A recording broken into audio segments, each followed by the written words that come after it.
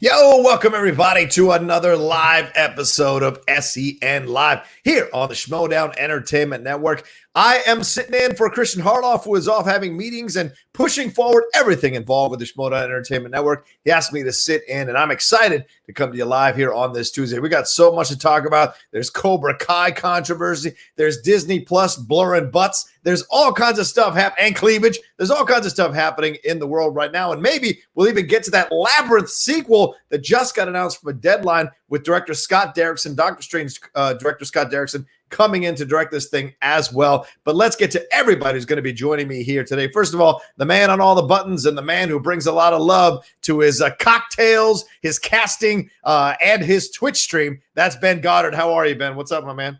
How we doing, John? Happy to be back with the Monday Mania crew over here.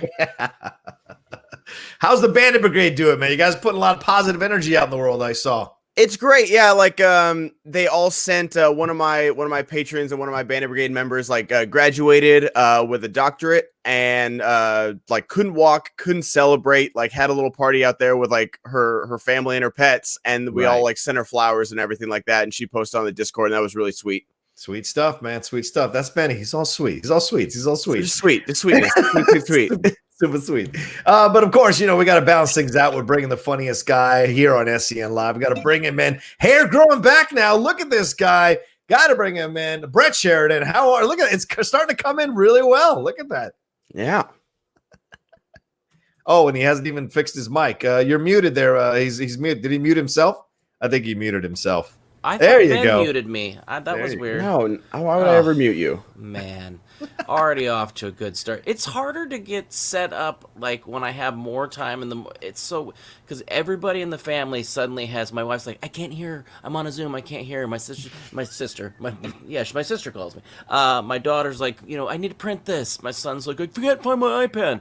Oh man. Well, look, man, we're months into this thing. It's bound to have some mornings that are a little rougher than most. Your Chewbacca thing, I can't you're starting to phase into the look of the Chewbacca. I can see a little bit of the similarities there in the look. I just thought I should geek up my background a little bit. I was gonna say Brett's turning into a typical YouTube background now, slowly but surely. I mean, mine always looks like a hotel room. Some people have said, so I just thought, I'd throw a little bit of a flair in there. I like it. Ben, do we have anybody else who's come in? Someone. She's real quiet. She's real shy. I don't know if she likes the camera time too much, but we'll see if we can get a word out of her. Hey-oh, yes. F this morning. There she is. Kate Mulligan. F this morning. Everybody, F this morning. Turn up your mic. Turn up your mic. Turn up your mic, Kate. F this morning. Better. Yeah. Kate, before we get into it, and speaking of turning up your mic, I love your video. Your vocal levels were a little low. The guitar kind of over. So, but when you do the reshoot, just kind of level. It's okay. You weren't told. You weren't told. It's okay. Oh man, you guys. Hi guys. Hi. Johnny Roro, let me tell you something. You and I are about to spend all day together. I know. I had no idea. There were so many. I mean, Kate and I are supposed to do the Outlaw Nation show tonight. She's my guest. I had no idea she was going to be on today, and also for Schmodown Backstage a little bit later. So I got to parse out I'm going to probably come up with a bunch of whole new questions for tonight by the time we do that at 6 p.m. tonight on the Outlaw Nation channel.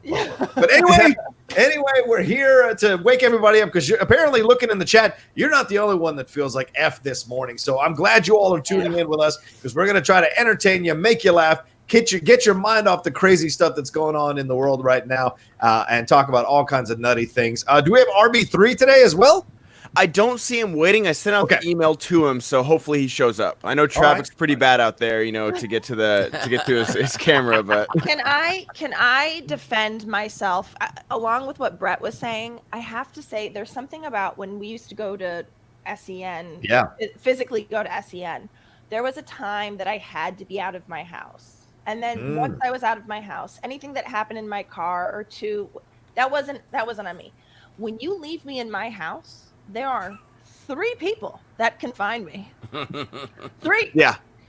And today it was like, because I'm basically, out of commission momming all day. Dickie, like he has stuff he has to get done. God, my boobs look weird. Oh, there we go. Anyway, they really look like saggier than usual. It's just this outfit, you guys. I'm big on a harem pant. Oh, nice. I dig it. You got to be comfortable. Yeah, they're very comfortable. You need a lot of room for your dick to breathe. Hey-o. Bottom line.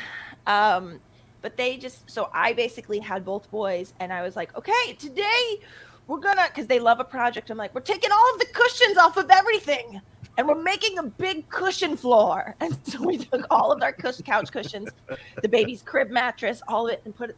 And I was like, that's going to keep them busy. And then they're like, you coming to our house? I'm like, okay. Like, sure. I'm like, can I bring my makeup? And they're like, yes. And so like, then I bring the makeup and they're like, you do my makeup? I'm like, oh, okay. Yeah. Hold out your hand. Okay. What color do you want? Okay. It's just like, I thought I was being so clever. Like, here. Yeah. Wow. No. That beats my morning. I just sat in my underwear eating Frosted Flakes and watching while you were sleeping. Hello. Oh, man. I love that. It was a good morning. Don't have kids, people. No, I'm not saying. I mean, hey guys, from Rockin' Movies with Tyler. Hey guys, I got into it with my dad, now currently living with my sister and her family. It's been a rough evening and I sure could use some prayers. All right. Shout out to you, Tyler. That's Dominus Ominous.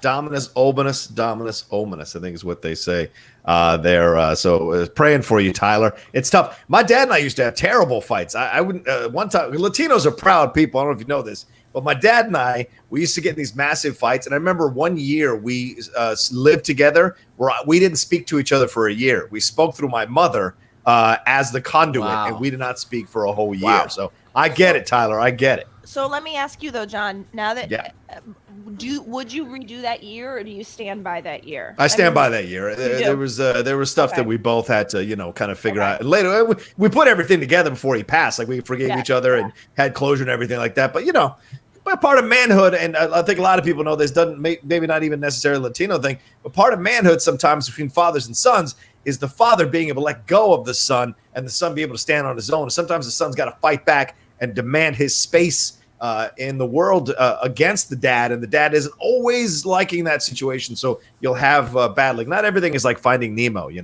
got to get, sometimes there's a little bit of battles in there. I'm sure, Sheridan, your battles are coming. No, they have to be cute little kids the whole time, and they don't ever grow up. So I don't know what you're talking about, and I hate you. Real quick, guys, since we are on StreamYards today, I always have to do this. Super chats are the Schmobot today. So $20 super chats will automatically get put on the screen immediately, and will interrupt the show. So make sure you guys send in your super chats. We're going to be talking about a lot of good stuff today, not just the Cobra Kai stuff. Like John said, we've got Godzilla and Kong news. Yeah. Oh man, Disney and Universal apparently not wanting anyone to see anything ever. So make sure you guys get in your super chats in. Outlaw Nation, who gets cast as Goblin King and Queen? All right, we'll come back to that one, Michael. Let's start out with this Cobra Kai news, guys. Yeah, break it down, Ben.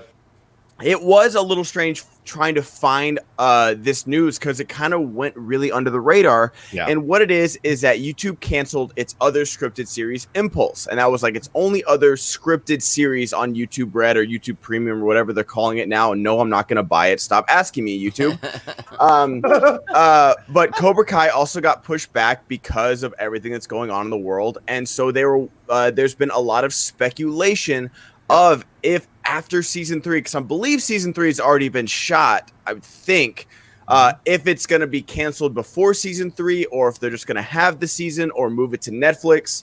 Have you guys watched Cobra Kai at all? And what do you think would be the best move for YouTube?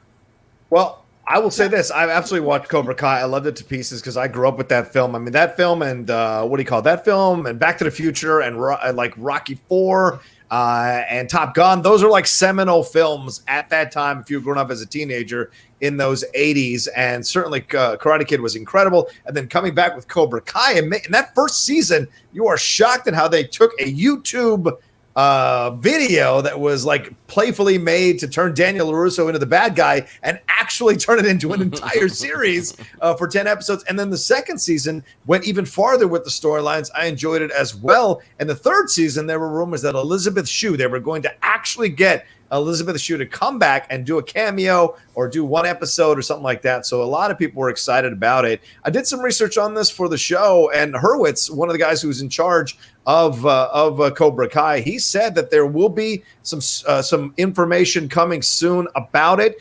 They did finish shooting it all. It's in post-production, but he thinks by the end of May, so maybe by next week, at the end of next week, there will be, or the end of this week, there will be some news about what Cobra Kai is going to do and where it's going to be. But he's been pushing back on everybody. He's responding to people with like 10 followers and saying like, no, wow. It's happening. So he's very clear that Cobra Kai season 3 is coming back, but he does understand why people are upset because of all those YouTube cancellations. What about you guys?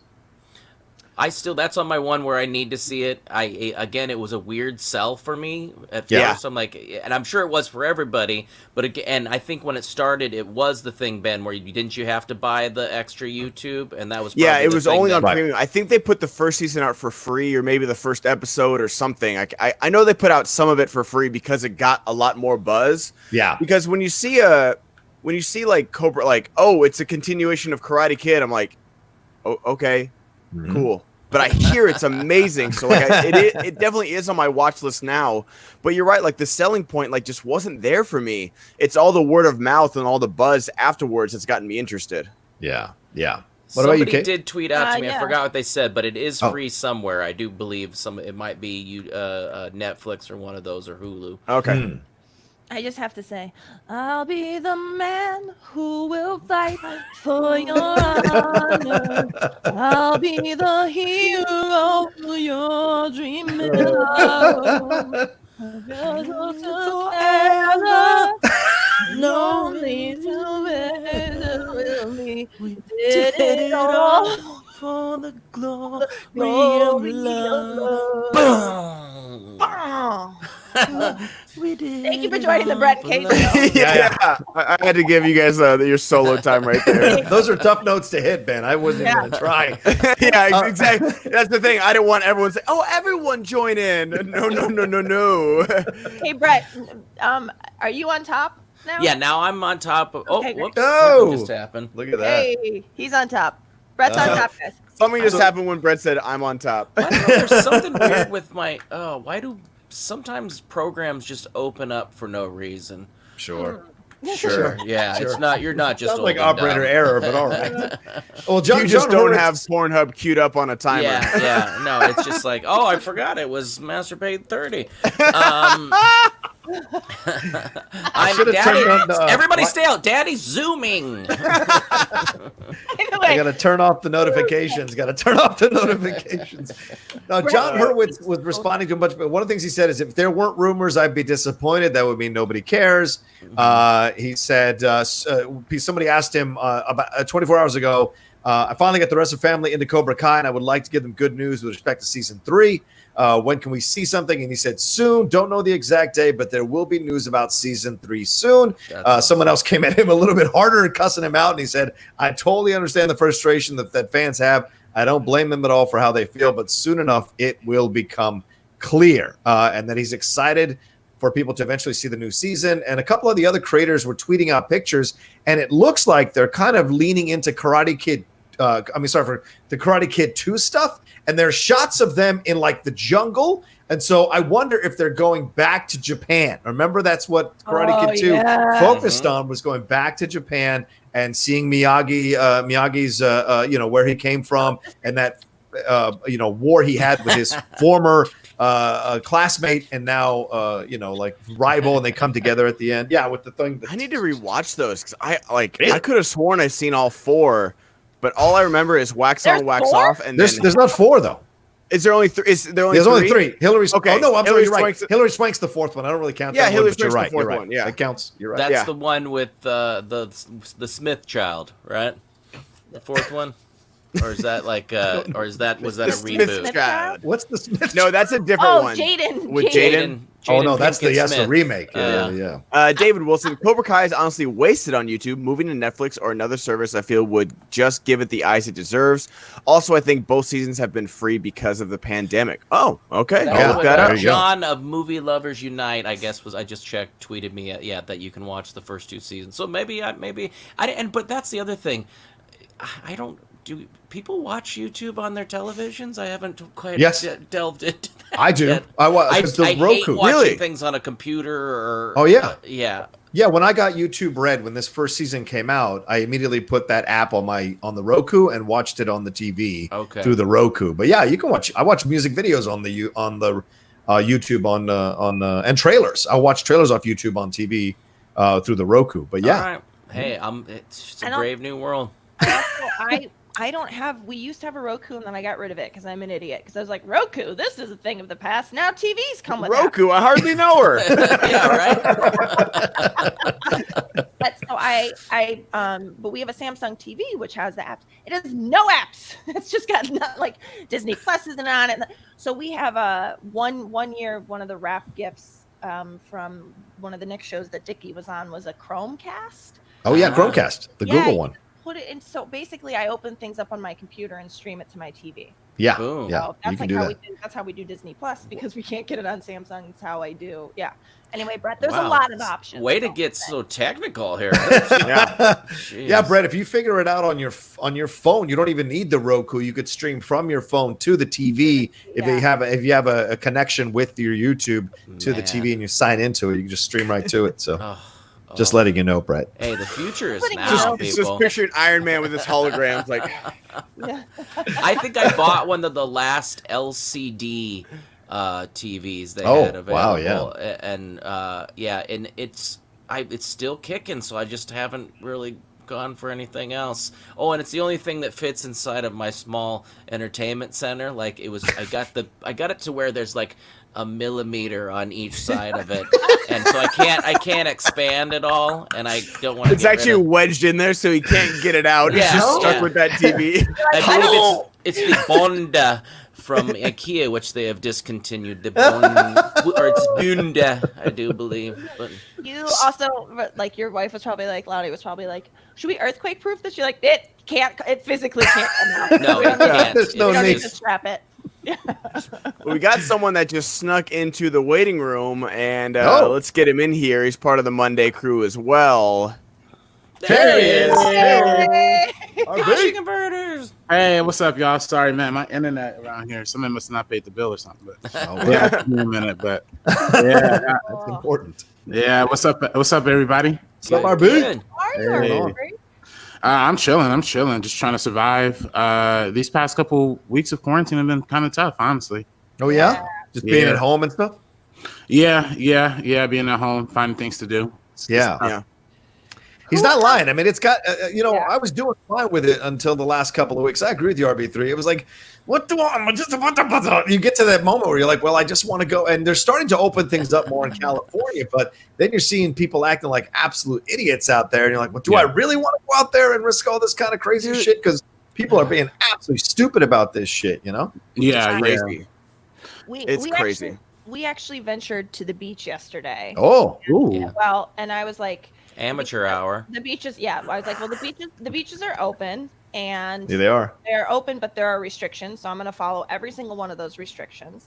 Yeah. So you usually go out to this beach that there's never anyone on it because it's not it's public in the sense that the public can go to it, but there's no bathroom. I mean, it's like this very hidden beach, like on the Ventura County line. Yeah. And but they've closed off all of parking on the PCH for like big swaths of land, so we had to then go to a more public beach because we couldn't park anywhere.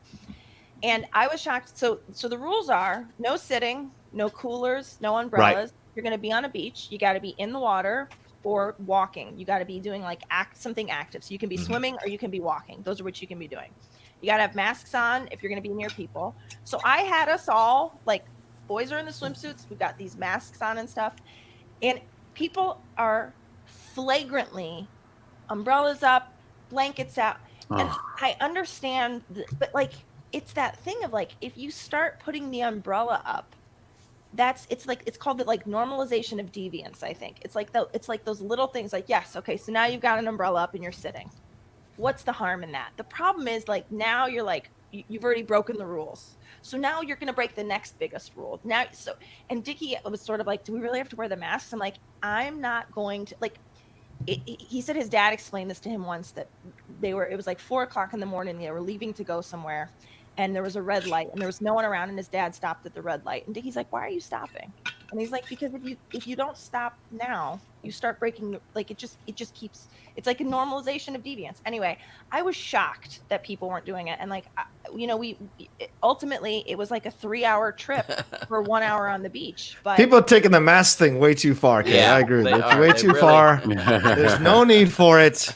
Just cover your mouth. That's all you need to do. That's all People you are going need. too insane about it. I like that style. I haven't. I should have got one of those early on because I think Instagram was pushing those even before COVID. Dude, oh my god! When they had the Joaquin Phoenix Joker mask, I almost like just lost faith in humanity. I was like, wow. This was like in early March that I saw. I was like, wow, we're already trying to profit off this. Yeah. Holy Are you shit. kidding? Yeah, that's how it always is. I've been seeing people on the corner selling fake Nike masks out here, Ugh. and it's like, Was it Finstock? yeah, he would have got Got me. some He would have got Yeezys? me. Yeah, he would have got me. So So, RB3, I know you watched Cobra Kai, right? I don't actually. I haven't. I watched the first episode. You did. We were just talking about it. Is it something you're interested in at all, or like, is it something that you'd rather, like, if it was on Netflix, would you have caught it earlier? Yeah, definitely. There was a moment. The moment when it came out, I actually did have YouTube Red, but I've since like canceled my YouTube Red subscription, or I guess it's YouTube Premium now. But I didn't. The Cobra Kai was good, but there wasn't enough other stuff on there that kept me interested. Yeah. I've always been interested in the Step Up series that they did. But to me, it's not worth I think it was $9.99, and they didn't have a student discount at the time, so I didn't want to keep investing in it. But yeah, no, I love the first episode of Cobra Kai though. It was really good. Yeah. Nice.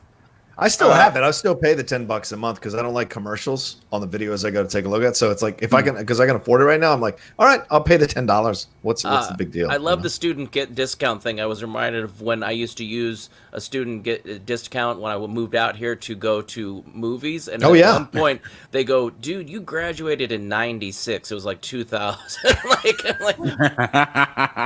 no, I didn't. This is why Still in college. The cheat is that you go and go and sign up for a class at a community college, get the ID, then cancel the class and get your money back, and you can use it for the rest of the time. I mean, if you want to be, super cheap, there are always holes to get around these kinds of things. Rocha, man, right? God, the normalization of deviance. I didn't always have I couldn't always be able to afford things. So you learn the tricks. I couldn't always afford YouTube Premium. Yeah, and not even watch it. You can't every time couldn't afford movies, for God's sake. So you do what you can do if you love something, Okay, let's talk about this. Now that we got the full crew here, I really want to talk about this. Disney Plus is under fire for cleavage blurring. Yeah, someone picked this up, and this is different from Splash. So like, this is even worse because Splash is like actually like a bare butt, so I can kind of be like, okay, whatever. So in the Wizards of Waverly Place, which is a Disney Channel original show with Selena Gomez, the actress Maria Canals Barrera, who plays the mother, has a tiny bit of cleavage digitally blurred out on screen. The effect is so distracting that it has the opposite effect of that intended and brings even more attention to it. So how do you guys feel about this? And then, we talked about it a little bit yesterday about Back to the Future 2 changing the cover of Ooh La La. We've had the Splash thing with giving Daryl Hannah a little bit of hair extensions to cover her butt. We'll go to Kate last on this one. So she'll keep that pose? Yes, exactly. So, Brett, how do you feel about this? Like I do want to go to like Brett and Kate first. You guys have kids. Does this matter to you? Does a little bit of cleavage or a butt or a cover of a 1955 racy magazine matter to you? No, I'm again, my children like basically grew up, with me working in an art gallery and saw nude, paintings, nude sketches, there was a lot of nudity, and there was always sounds more like a porn gallery. Yeah, right. I had a woman walk in and go, "This is disgusting," and took her child up. That child is going to have sexual deviance. I am 100. Yeah, exactly. When you make people feel guilty that the educators, they would say we all have bodies, and when we get in the shower we're all naked. Yep. So my daughter, there was one paint. She goes, "What's that, Daddy?" And I go, "Oh, that's her vagina." And she goes, "Oh, okay," and then just walks away. And this German artist that was there, he goes, "Wow, I was really amazed at how you dealt with that, because I feel like a lot of Americans wouldn't have done it that way." I go, "Well, I've learned from all of you that you just kind of like, and also And that's my when you parents revealed weren't you all as weird your either." Faust. I was going to say, but yeah, if you make a big deal out of it, if it's gonna make it worse. Again, bodies are bodies. It's not like it's a porno you're watching on Wizards of Waverly Place. Right. There is cleavage in the world. There are butts. Kate, what about you? Yeah, I feel the same way. I feel like I would rather blur out some storylines than people's bodies. Like I feel like in Snow White and the Seven Dwarfs, are they gonna blur out the line where she says, "Maybe they'll let me keep house for them"? You know what I mean? Like exactly. You know what I mean? Like that to me is more suspect. They should be blurring out the crows and Dumbo, not. Yes. Right. Oh my God. Yes. Literally. Yeah. Yes. Exactly. Like that's the sort of. So I just sort of feel like I don't know. It does not matter to me, and I think it's the whole. It just seems like it. That's what I want to know. If they fix that, the priest and Little Mermaid. Have you guys seen that? Where it's like it looks like a giant boner. Yeah, I want to know if like they fix those things, like stuff that like can actually be like a kid would be like, "What's that?" Like, not. I'm on the case. Well, it's weird too, because like like they said, like the article says, it draws attention to the cleavage. And Marika, the actress is, I mean, that's not the only time she shows cleavage in that whole series. Look, she is a well-endowed actress, and she's proud of how she looks, and she knows what gets her attention in Hollywood, and there's nothing wrong with her using. Obviously, the producers didn't seem to have an issue with it. So for them to come back later at Disney Plus and start blurring stuff out and start adding hair extensions that don't exist, all this kind of stuff that they're doing, I think it's so funny when you look at all the violence. They're totally fine with kids discovering on the Disney Plus, all the movies and the TV shows that have violence on Disney Plus. No problem. But you start to show the human body, and as Brett said, if you start to make kids ashamed of it or make it dirty or make it somehow, I don't know, something that's deviant when it isn't, then overall you're just going to put that idea in people's heads. And you're right. I mean, the most deviant people come from the most repressed societies, and it's because they just they're just bursting to express it in such crazy extreme ways, because they haven't been able to like logically express it as they go along. And kudos to Brett to explain it to your daughter, like just right to the point of what it is and moving on with it. So it's not that big of a deal. And if more parents were responsible about like that, I think we wouldn't have these kinds of stupid issues. But instead, you got parents writing letters who are saying, "I saw Marika, I saw her cleavage. What are you trying to do to my child?" Are they going to start blurring out Mrs. Incredible though? Like, you gotta check those Pixar animators over there, dude. I mean, have you guys seen that meme of? She got boots for days. What is it? It was Mad Men, and it's like a pitch for Pixar. It's like first pitch, we give every mom a dump truck of an ass. THICCC. Yeah. Nah, that's real life though, and that's what makes it funny too. I think like Rocha said about the violence in the Marvel movies, and then certain Star Wars movies like Rogue One. It's pretty intense. Like, but when it comes to just sexuality, they go out of their way to neuter. And it's funny because and Kay, I know, your husband works on like children's TV, and I'm sure there's like guidelines that they have to follow just to be able to air that in general. That's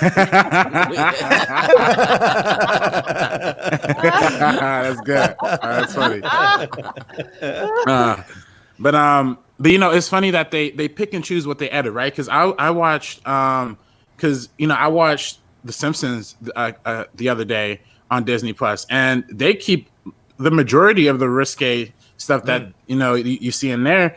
And then I even watched the Fantastic Mr. Fox with the Wes Anderson movie. Yeah. And even though it's still a kids movie, it's definitely still a kids movie, there are certain innuendos that you could totally see an adult catching and being like, oh, I don't know if this is okay for kids.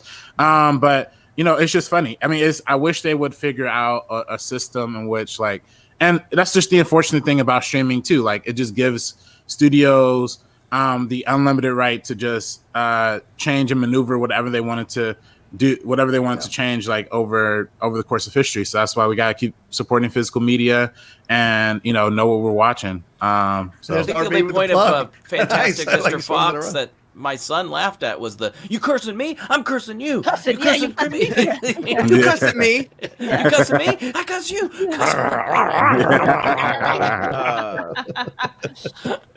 Around the desk. Tell that to my Catholic devoted parents. Yeah. I was actually about to say when you maybe it was Rocha that just said the most repressed kids become the most deviant. Yeah. I was gonna say, if anybody wants a good lay, find somebody who went to Catholic school. Red Hot Chili Peppers, didn't they have Catholic schoolgirls rule, or was a friend of mine band? What? Man, Catholic schoolgirls, man. Woo! I wasn't one of them. But. You're Sheridan. Woo! But that is and especially we can always oh well, this cleavage is worse than this or whatever. But it's really just comes down to the violence, because they have all the Star Wars movies on there, they have all the Avengers movies on there. A lot of people die in these movies. I mean, granted, it's PG-13 violence, but especially in movies like Winter Soldier, in Avengers and stuff like that, it's all alien blood, which is such a weird thing, is that you can have green blood splatter everywhere and it's PG-13. But I know The Dark Knight was famously one blood splatter away from being rated R because so many people get killed in that movie. But it's just the color, that's why Kill Bill had to go that black and white scene. It's because it was going to be rated NC-17 for all the blood. So even though we all know it's blood, just the fact that it's not red makes a difference for ratings. So that's what I always wonder is there's a lot of violence and real violence in these Avengers and MCU movies, but for some reason Daryl Hannah's butt or a V-neck shirt on a busty woman is worse. I'm sorry. I was gonna say and literally, the movie that I will defend till the day I die, James Cameron's Avatar. I mean, there's literal, almost genocides. There's a lot of suggestive scenes in there where tails are connecting or ponytails are connecting.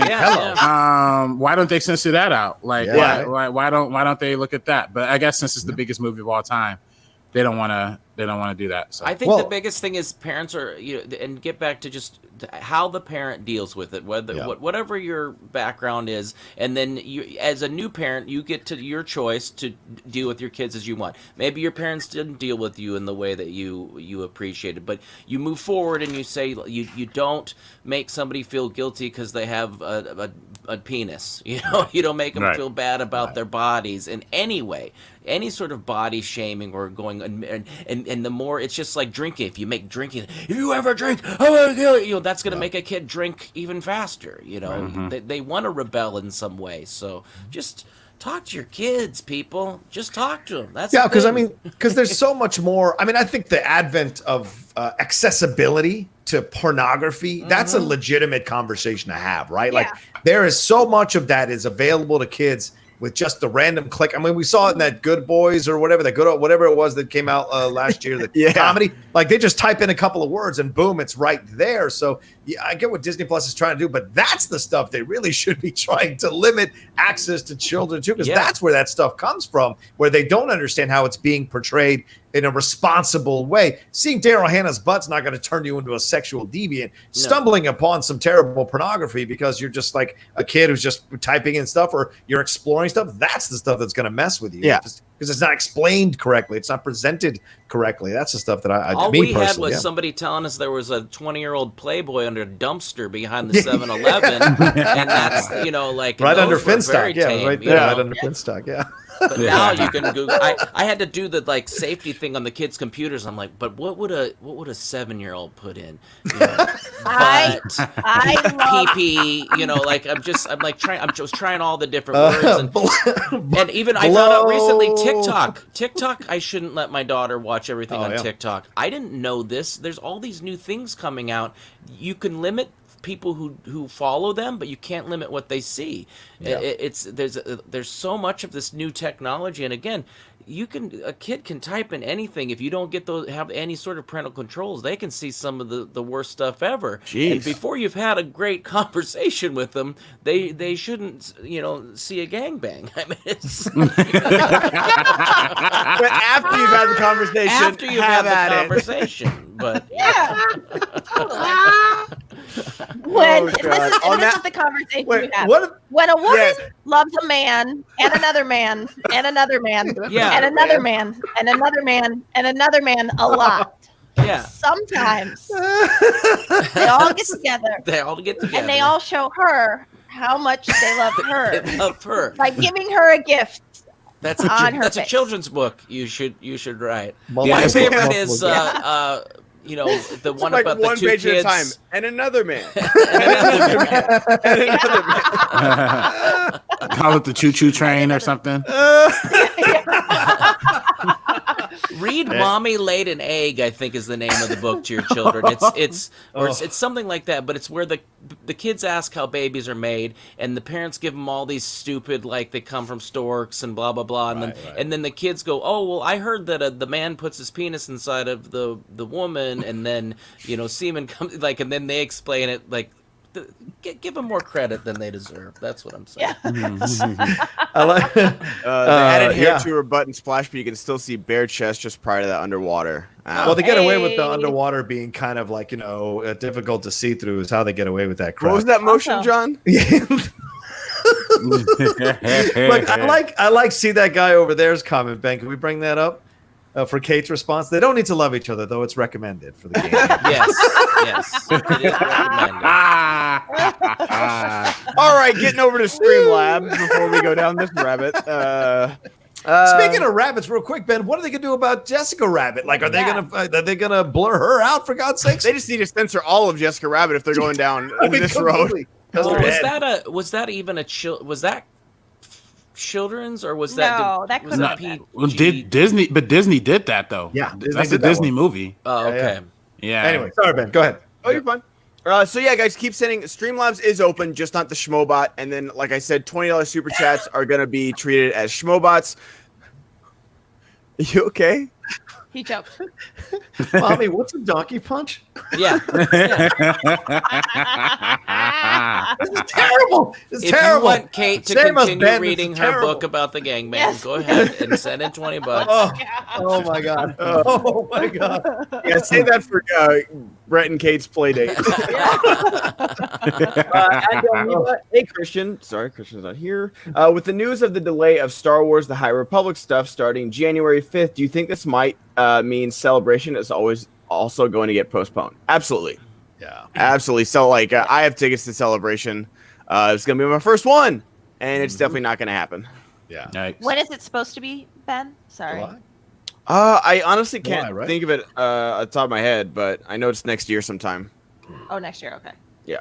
Oh, wait, no, it's supposed to be this year. I thought maybe like in October or something. And it was going to be in Anaheim, too. So it's like an hour away. We're going to go to Disneyland, and there's going to be Schmodown matches. It was going to be perfect. August 27th is when it was supposed to be. Yeah. August 27th? Okay. Oh, yeah, definitely. Yeah. Yeah, definitely. Bobcat Goldthwait's birthday. Today is Bobcat Goldthwait's birthday. What? For real? For real? And Christian wasn't even here? And Christian wasn't here. Wait, are we sure?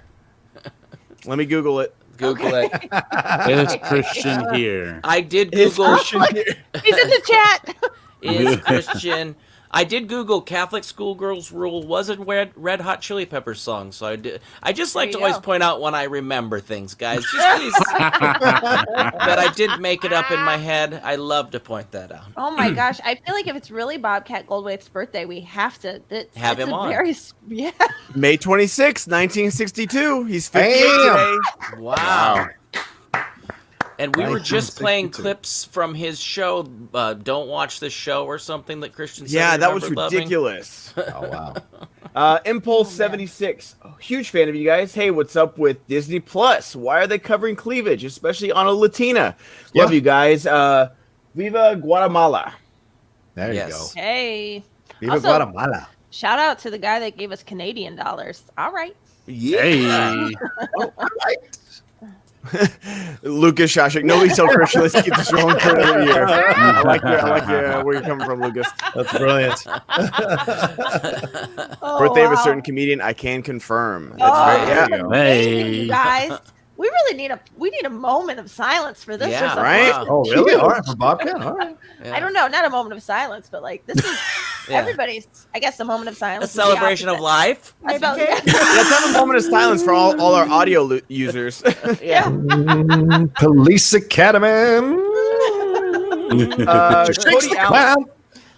Anyone else notice Rocha said those 80s during the Cobra Kai conversation? Guess he had to specify that he didn't mean the 1880s. Ooh. These are getting worse. I think we had some good ones when we first started, but now these are getting lame and worse. Like, you guys got to work harder at these. Yeah. Come Try on. harder at Try harder. showing your ageism. Yeah. Rocha really meant the 1880s. Oh, they're gonna love this one. Monster has been brought up like 3 times, and Christian never knows what it is. Since Ben is on and hopefully has seen it, I think it is a perfect anime to adapt to live action.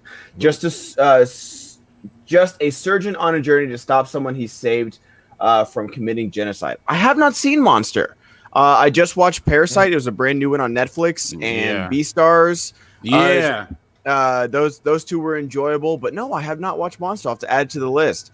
I've been studying quite a bit of inner geekdom for my match coming up, so I haven't really been watching anything else. Matter. It's not gonna matter. Brett, what's going on in your neighborhood that this is right? This is what I live with every day. I mean, I'm close to, well, first of all, the street I live in front of, people like to drive really fast. I don't know, that could be a cop. People are, I don't know if you noticed, but people are driving like jackasses. I mean, even more so It's than crazy. Yeah. Oh, yeah. Right? That is always the case in my neighborhood. I live like on a hill, and it's like truly like there are streak marks everywhere because people just drag race up and down these hills. But I haven't noticed an increase in it, but I wouldn't doubt it because there's people are trying to blow off steam. Yeah, a Heineken truck almost took out myself and my baby daughter and my son at one time. We were halfway across the street.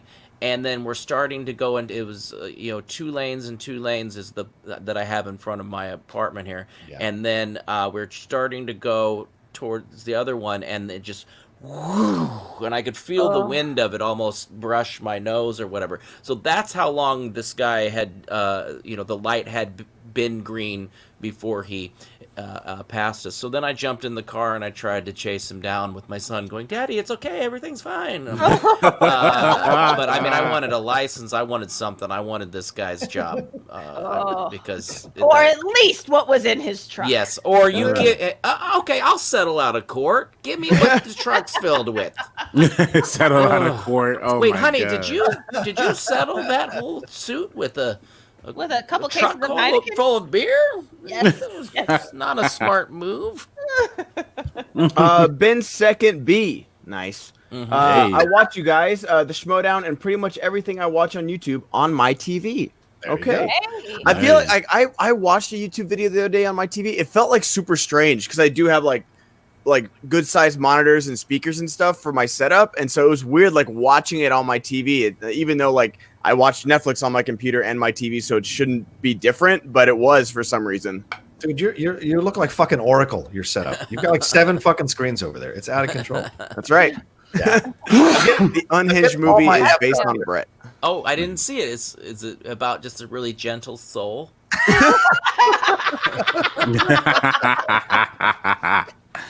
Yes, played by Russell Crowe. A very gentle soul. Played by Russell Crowe. Yes. EW doesn't go around beating up journalists. Yeah. I just like to stuff things. That's I think my therapist is teaching me that was a bad thing. You just stuff it all down until you just blow up on everybody. But no, stuff it down until you get in a car and chase a Heineken truck. Yeah. around. I passed a bunch of red lights, and it was.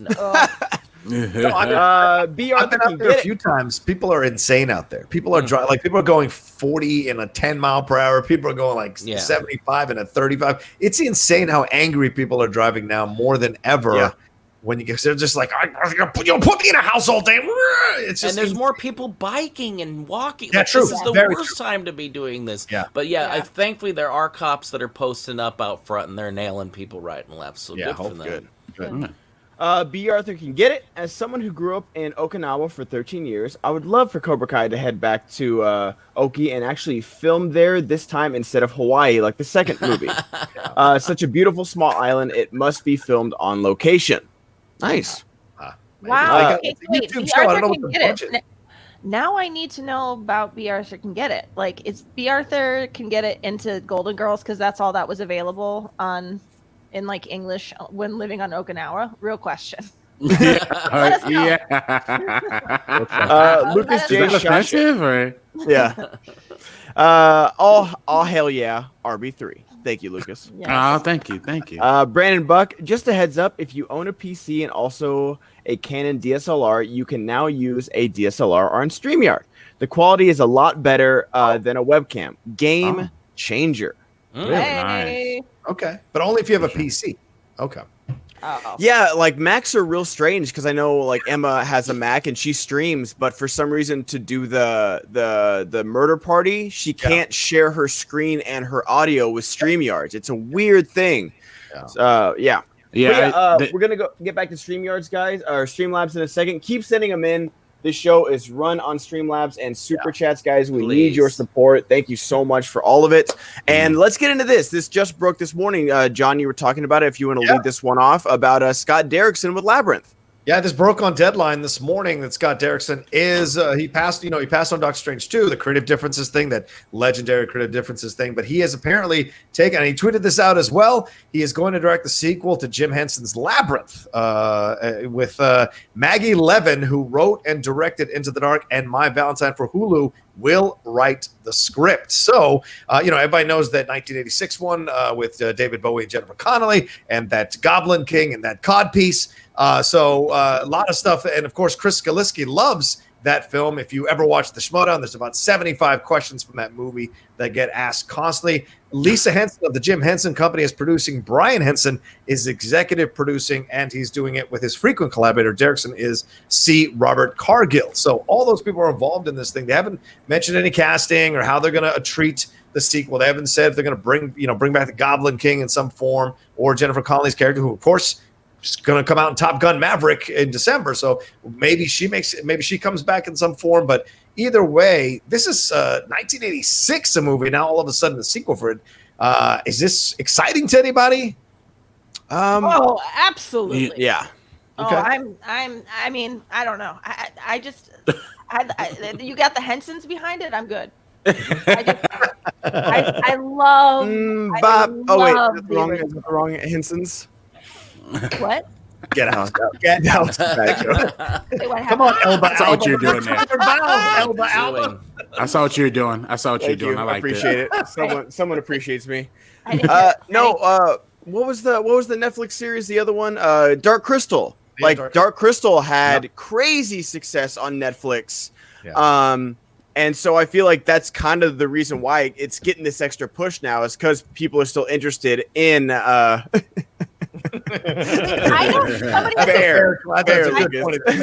just need to understand what did I say? Did I say something wrong? No. I said you said the Hensons are behind it, and I was like, oh, the Henson, and I went bop because that's by Hanson. Oh. I missed it too. I didn't hear it, and I was like, did I pronounce it wrong? No. I'm like, is it Jim Henson? Yeah.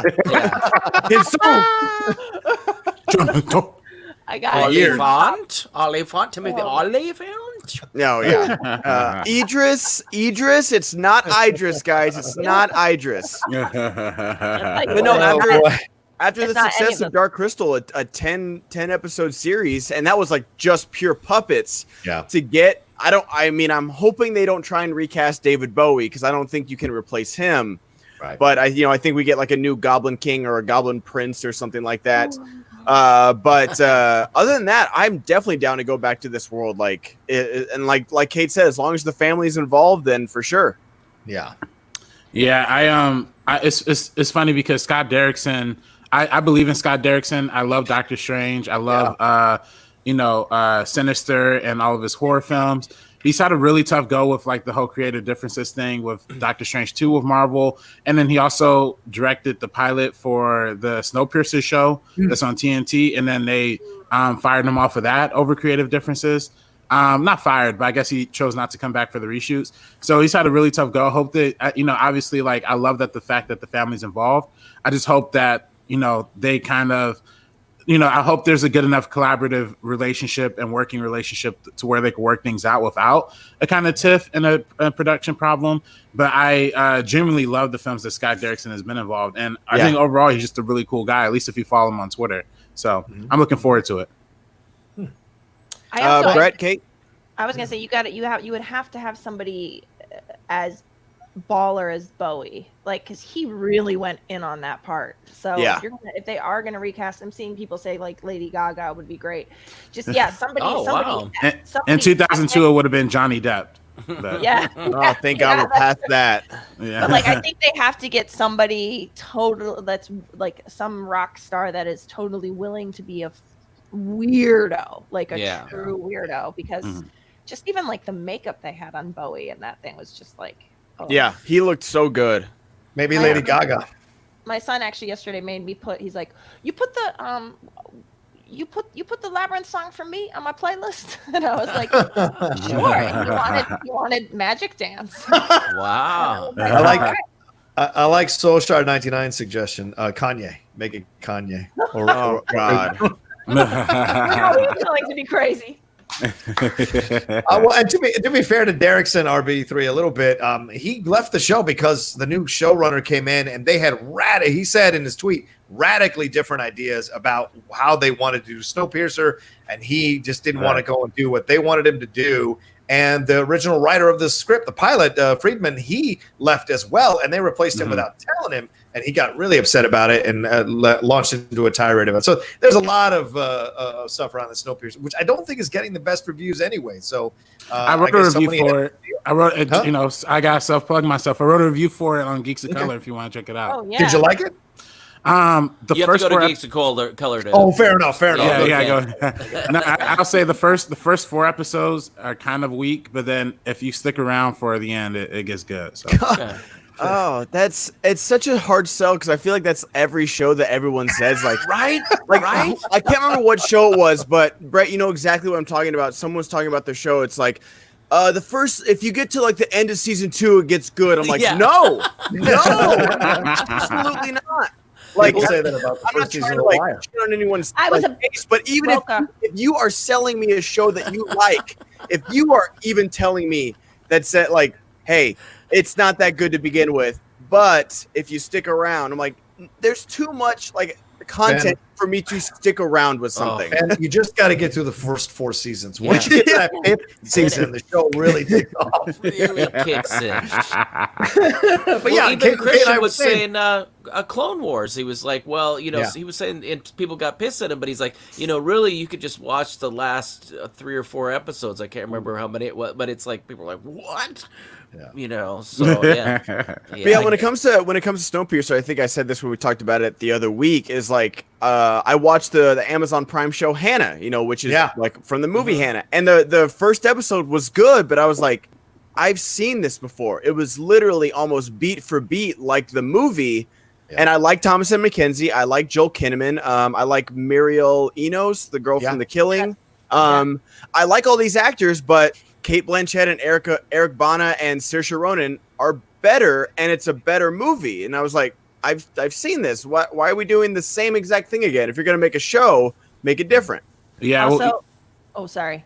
I was just gonna. I just needed to get this joke in real quick. RB3. Sorry to interrupt your actual thought.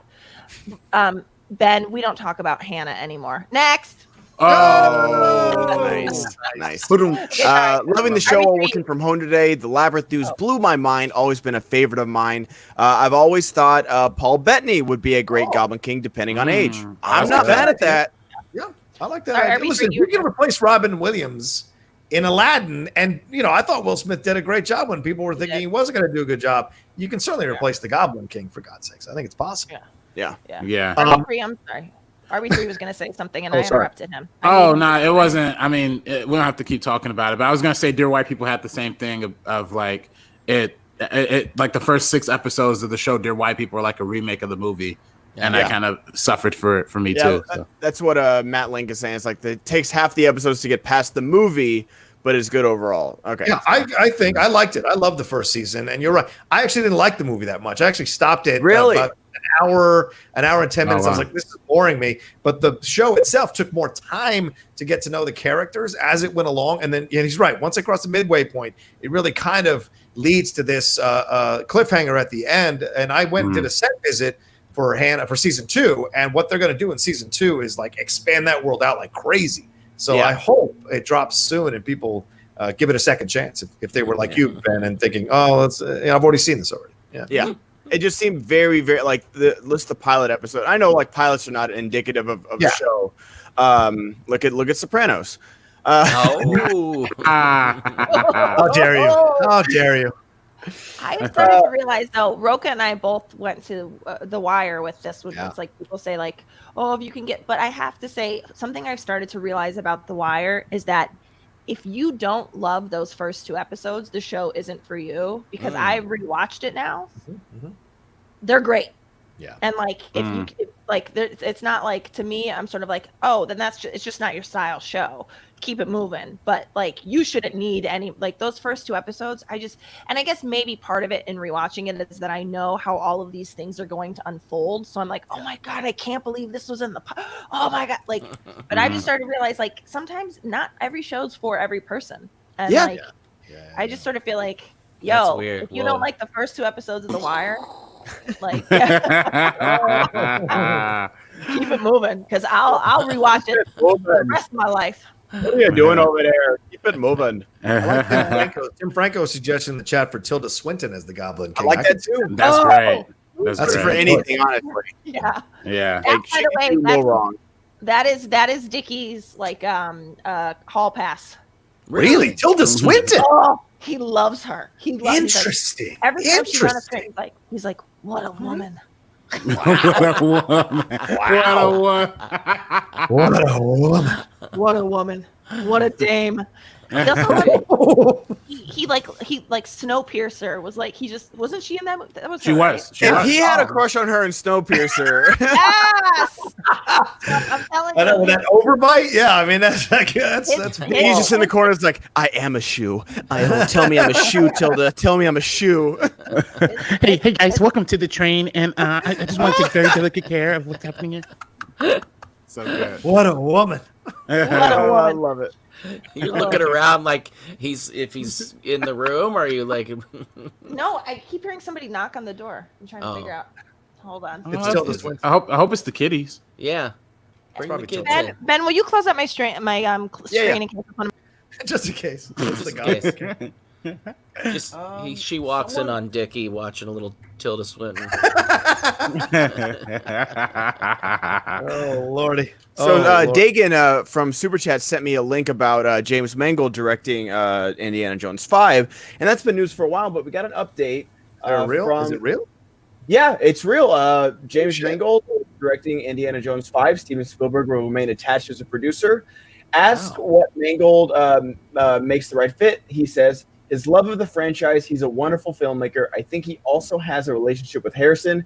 It was all of the right pieces coming together at the right time. Steven is staying on as a producer, so we've got the best of everything. Wow. Now, I know we talked about this like a few months ago, but how do you guys feel about this now that it's like official?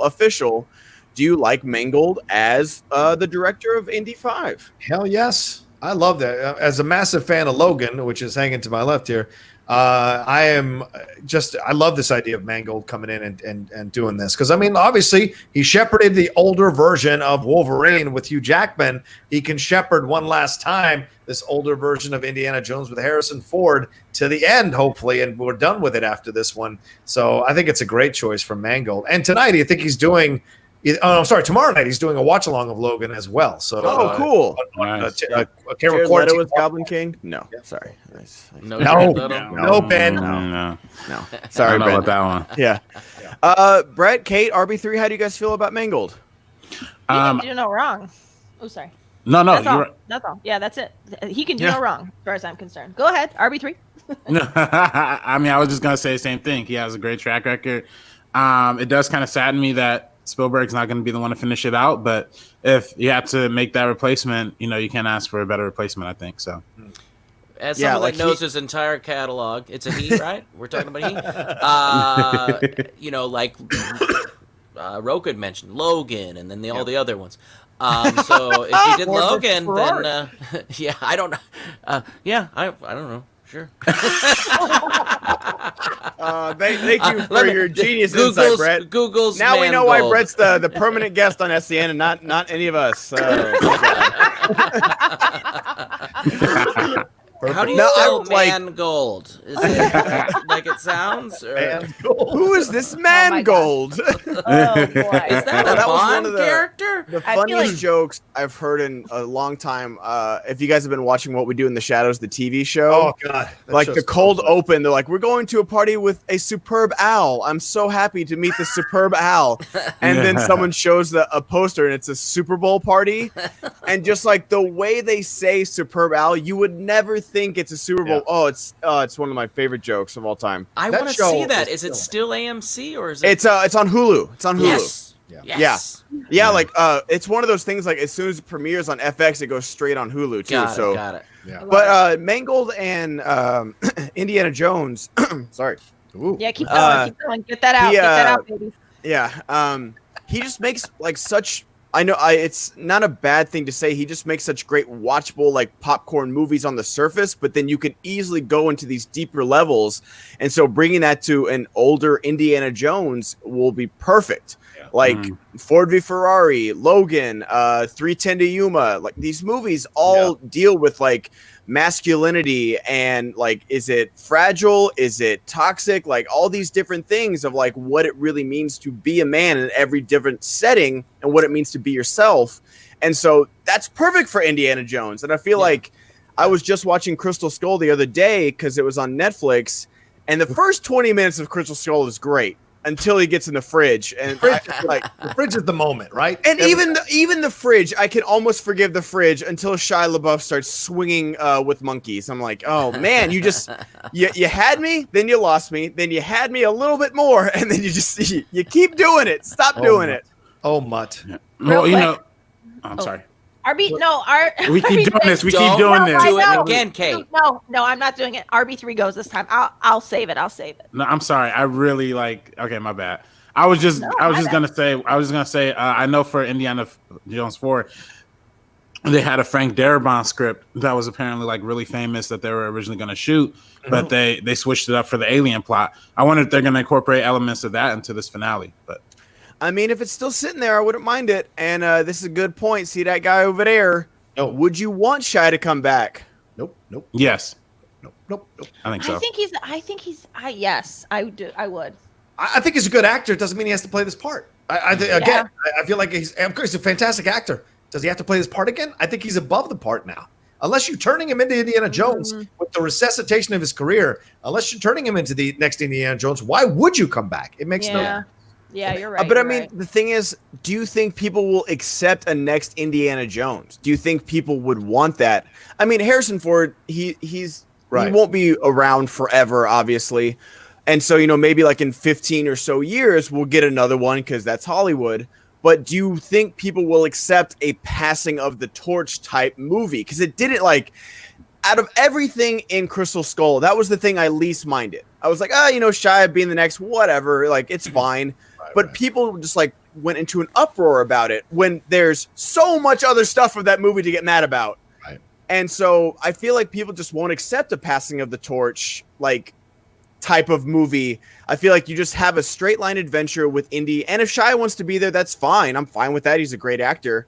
Yes. I don't know if he would do it because of all the abuse he took from it. Right. But I'd be fine with it. Also, wasn't part of the problem with that? I mean, wasn't Shia wasn't that when he was being a big freak show? Yes. Behind, yeah, that was at his that's worst. part of the problem. I think is and I mean, he was going through something obviously, but I feel like he's really had like a personal redemption now, in addition to the fact that like the past 2 things he's done, like Peanut Butter Falcon last year, and he was phenomenal in, and now it was one of the best movies of the year. And also Honey Boy. Yeah. I mean, I just feel like I don't know, like maybe people would have less of a problem with a passing of a torch now that he's not being such a jackass in the real world. I think people wanted it to be Chris Pratt, but that's kind of dead now, in my opinion. I think people are tired of Pratt now. Yeah, I know. Yeah, they're not going, Talk about acting crazy in your personal life. I don't know what to say about that. Okay, but that's it's crazy how fast people soured on Chris Pratt. Like, well, I mean, because they saw they gave him all these friends, and then people saw nothing behind the veneer. That Passengers film was terrible. The you could argue the Jurassic World films. I know Robert defends them. The second one. All right, fine. The second one. Wait, you defend the second one? Yeah, he does. That's the only good one. Yeah. Oh my God. Let's just start off with the fact that you have a dino vet that has never seen a dinosaur in person. I mean, they're not accessible. They're not easily accessible. Take care of an animal that you've never seen. If you go to a doctor and says, "Wow, you're the first human being I've ever seen in real life," are you gonna get a checkup with that guy? Are you gonna have surgery with that guy? Every doctor has to see their first patient, Ben. You know what I mean? Not their first patient, their first human being. It's not like this isn't like her first dino patient. We're like, oh hey, it's my first dino patient. Ew. She literally says in the movie, I never thought I'd see one in real life. You're a dino vet. I mean, listen, if I was a dino vet, like there got to be ways you could be trained on being a dino vet without actually interacting with dinosaurs. You'd think so. Think so. I mean, they literally have the bones. I mean, they got most of it right there. I mean, they ain't gotta do too much extra work. Tibia. Sorry. So I don't know what the fuck else to do now. I think Indy rides off, and he should have ridden off after the third one, and they never should have done another one. But he has to ride off one more time and be done with it, for God's sakes. I agree with that. I don't think, and is everybody pretty much in agreement they shouldn't pass the torch? Because I think it's been such a, I mean, there's so much history behind Indiana Jones and how he became and the professor thing. It's like, it's not like Men in Black where you just suddenly pass on and there's a new Men in Black, or something. I think there's so much history and it's so much ingrained in your head of Harrison Ford. I think it would be a dumb move, and I think it should just be a nice little goodbye and riding off or even dying. Yeah. I mean, don't forget that in Last Crusade they show you how Indiana Jones, his version of Indiana Jones came to be. Was him basically biting off another guy who was doing what he was doing. So nothing says that the next Indiana Jones has to be a passing of the torch. It could be someone who saw Indiana Jones on his exploits or whatever, and then was influenced by that to become their version of an Indiana Jones, and doesn't even have to be named Indiana Jones. Yeah, it could be a completely different name if you come up with a cool ass name. Yeah, it could be like Illinois Smith. Yeah, Orange Juice Jones. Okay. There's a dated reference. There's a dated reference. OJ No Simpson.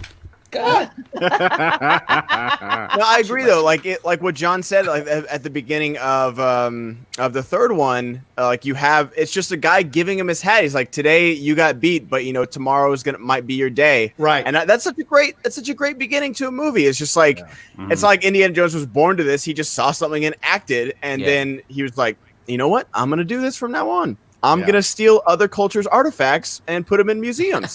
Ben, you so woke. I'm so woke. But I love naps. Hey, guys, just got on break, so I don't know if this was asked. Rocha, did you catch AEW over the weekend? It was a great show. I love how they're doing their show. Yeah, I did. It was a lot of fun. We're going to talk about it on Strong Style on the Outlaw Nation channel later on this week. But yeah, absolutely enjoyed that one. I was shocked at how much I enjoyed it because there is no fans in the crowd. The wrestlers are in the crowd as kind of noise, but the way they do the angles and the way they shoot it, it doesn't feel like you're missing the audience. So to me, overall, I think they did a great job. I know there's flack because Cody Rhodes won that TNT belt, but overall the matches were incredible. And Jen Decker spoke about it on her Twitter as well. Tweeted about it. So yeah, if you want another analysis, definitely take a look at what she had to say about it. But I thought overall, fantastic show. A lot of great wrestlers in there doing some great work in those matches. So yeah, that's what I would say. And Brian Cage. That's all right. Oh no, I'm gonna really just derail everything per usual.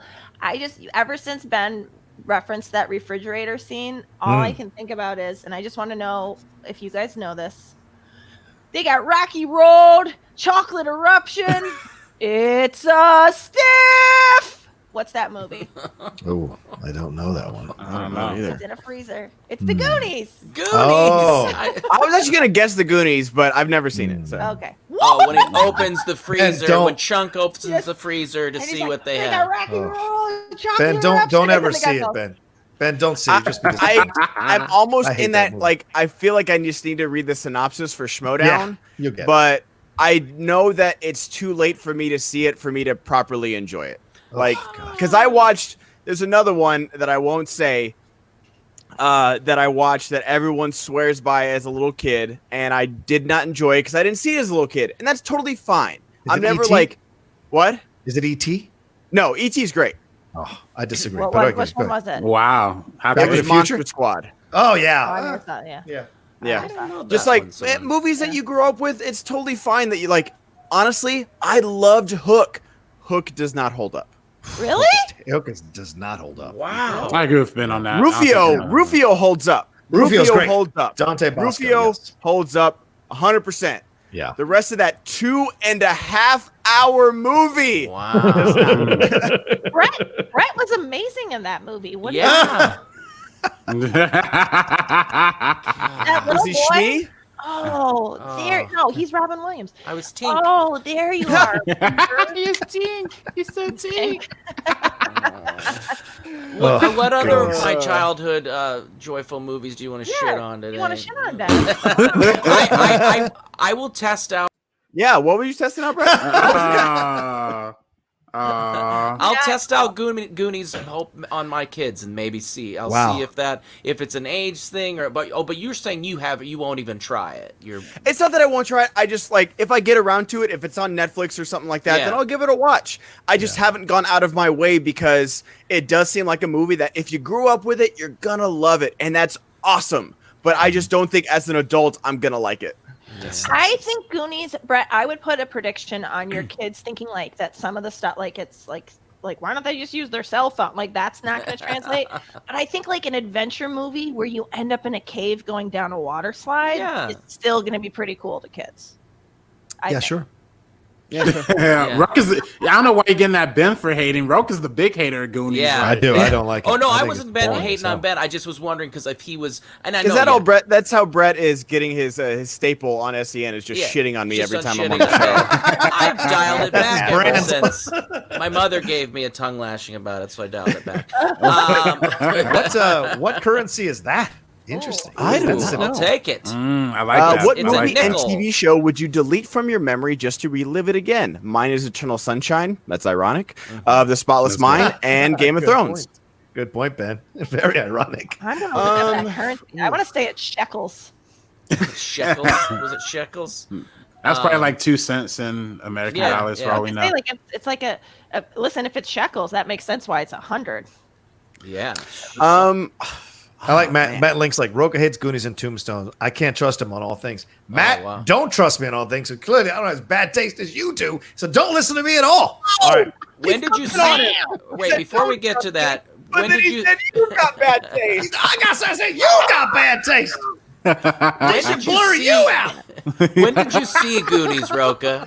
Did you see it as an adult, or did you see it? No, as I saw it as in my teen years, but I was like later teen, and I was like, oh, really? They're just gonna pour gasoline on a police station? And get It's a away with it? rupee. That's It's a really rupee. believable. A rupee? And then they go and Gotcha. they It's a find. rupee.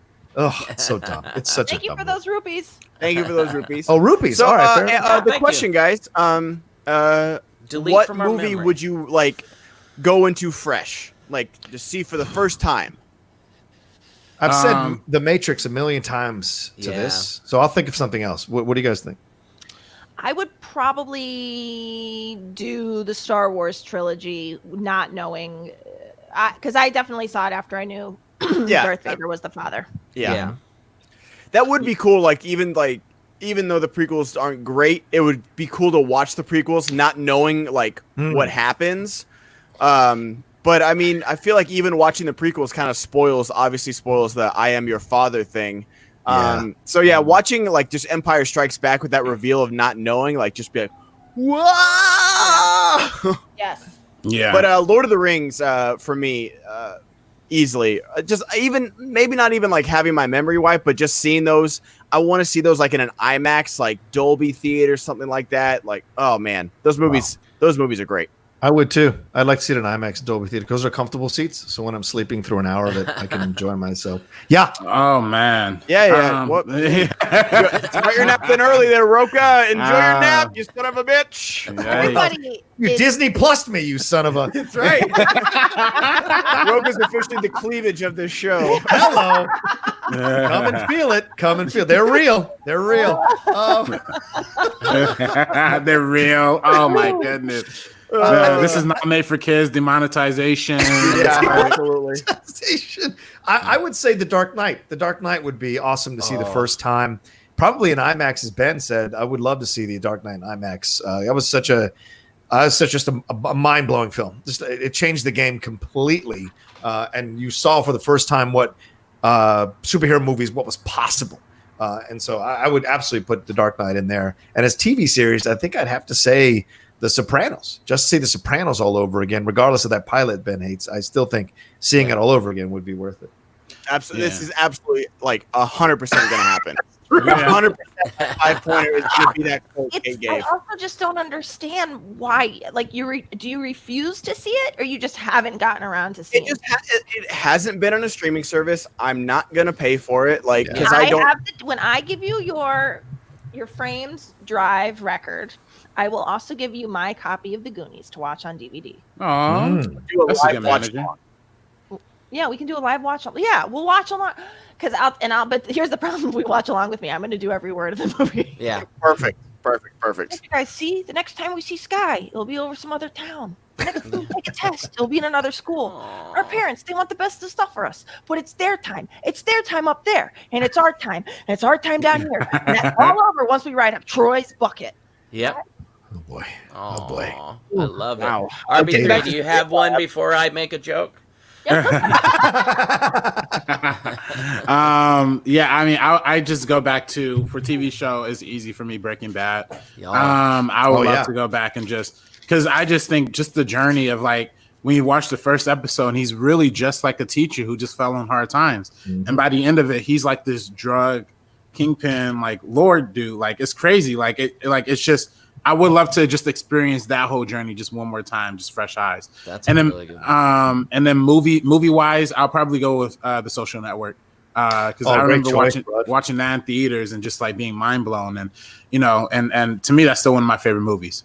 Mm-hmm. What did you like Dylan O'Brien's performance?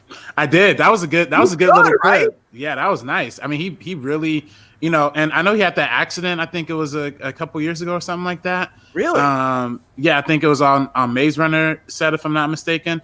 And he was having a really tough time, but I'm glad he came back from that. I'm glad he could really act. That's really dope. Yeah. It's saying you start out with these YA movies and people kind of just throw you to the side, but they've got some talent. I liked him in American Assassin. I thought he was good in that movie, and. He did something recently on YouTube. Oh, I'm sorry, on Twitter. That was part of quarantine thing. He did a scene with somebody that was incredible. Oh, he did the Social Network scene, right, with Andrew Garfield. Yeah, that was great. Are you okay, John? Did you say that RB3? No, he just had it the past 5 minutes. That's all. So that's what I want to say. That's my follow-up to the movie thing. When I rewatch a movie, I've already forgotten it because my brain is so clouded and I have such short. So everything I watch is new to me. So that's what's great. I'm did you see Dylan O'Brien? He did this thing on Twitter. It was incredible, Brett. I don't know if you we should talk about that. Okay, not that, but Dylan O'Brien did something on Twitter. I can't remember what it was. I don't know about that, but I know that Dylan O'Brien did this thing on Twitter. I think Andrew Garfield should go do a scene from Dylan O'Brien, like from Range Runner or something, just to get him back a little bit and play with him. Yeah. What's a classic movie that everyone loved, you just don't get love for it? Casablanca. Rebel Without a Cause. Oh wow, those are two big ones.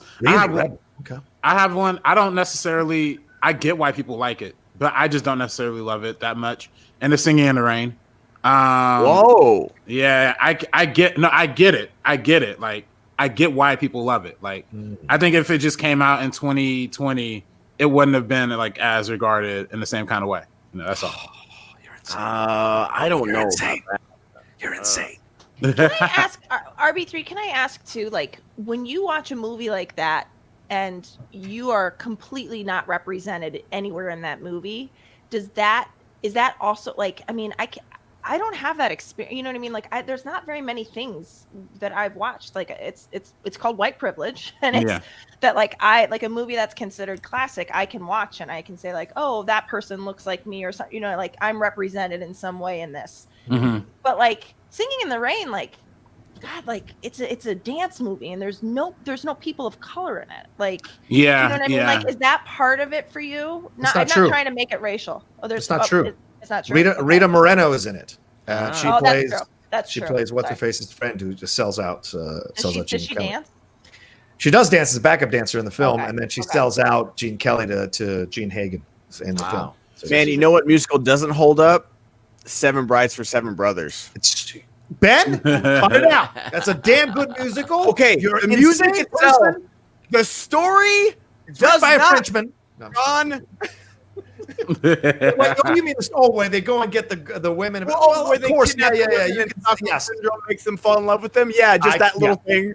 I get it, of course. But it is a musical, so it's supposed to be lighthearted. It's not presented like they're stalkers and they're like kidnapping them with chloroform. It's just that they're going and they mistake their brother's intention of what he was trying to tell them, and they all feel terrible about it afterwards, and they all get tongue lashing afterwards. But yes, the women do eventually fall in love with them, and they do marry them. So that is problematic. I totally understand that. But the music and the dancing, phenomenal. But wait, I need the question. I need my answer to the question I asked RB3. I want to know if that affects the way you see things, or if that doesn't really bother you. And you don't have to answer if you don't want to. You have that right too. This is out of control. This overall whiteness has got to calm down. RB3, say what you need to say, bro.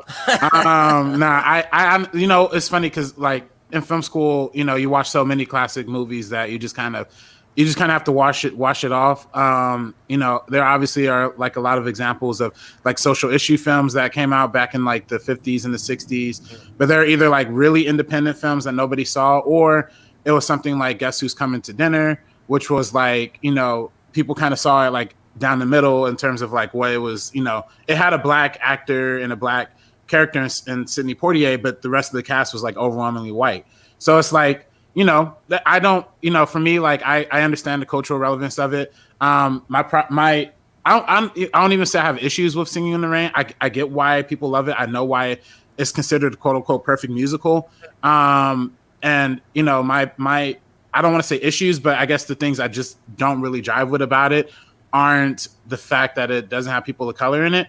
I get kind of offended I get more offended at movies that are older, that even though it's all white people, they still have like racist caricatures, and they have like a black person or an Asian person in there, but they're playing like a caricature or a stereotype. That to me is a little more offensive than like not even addressing it.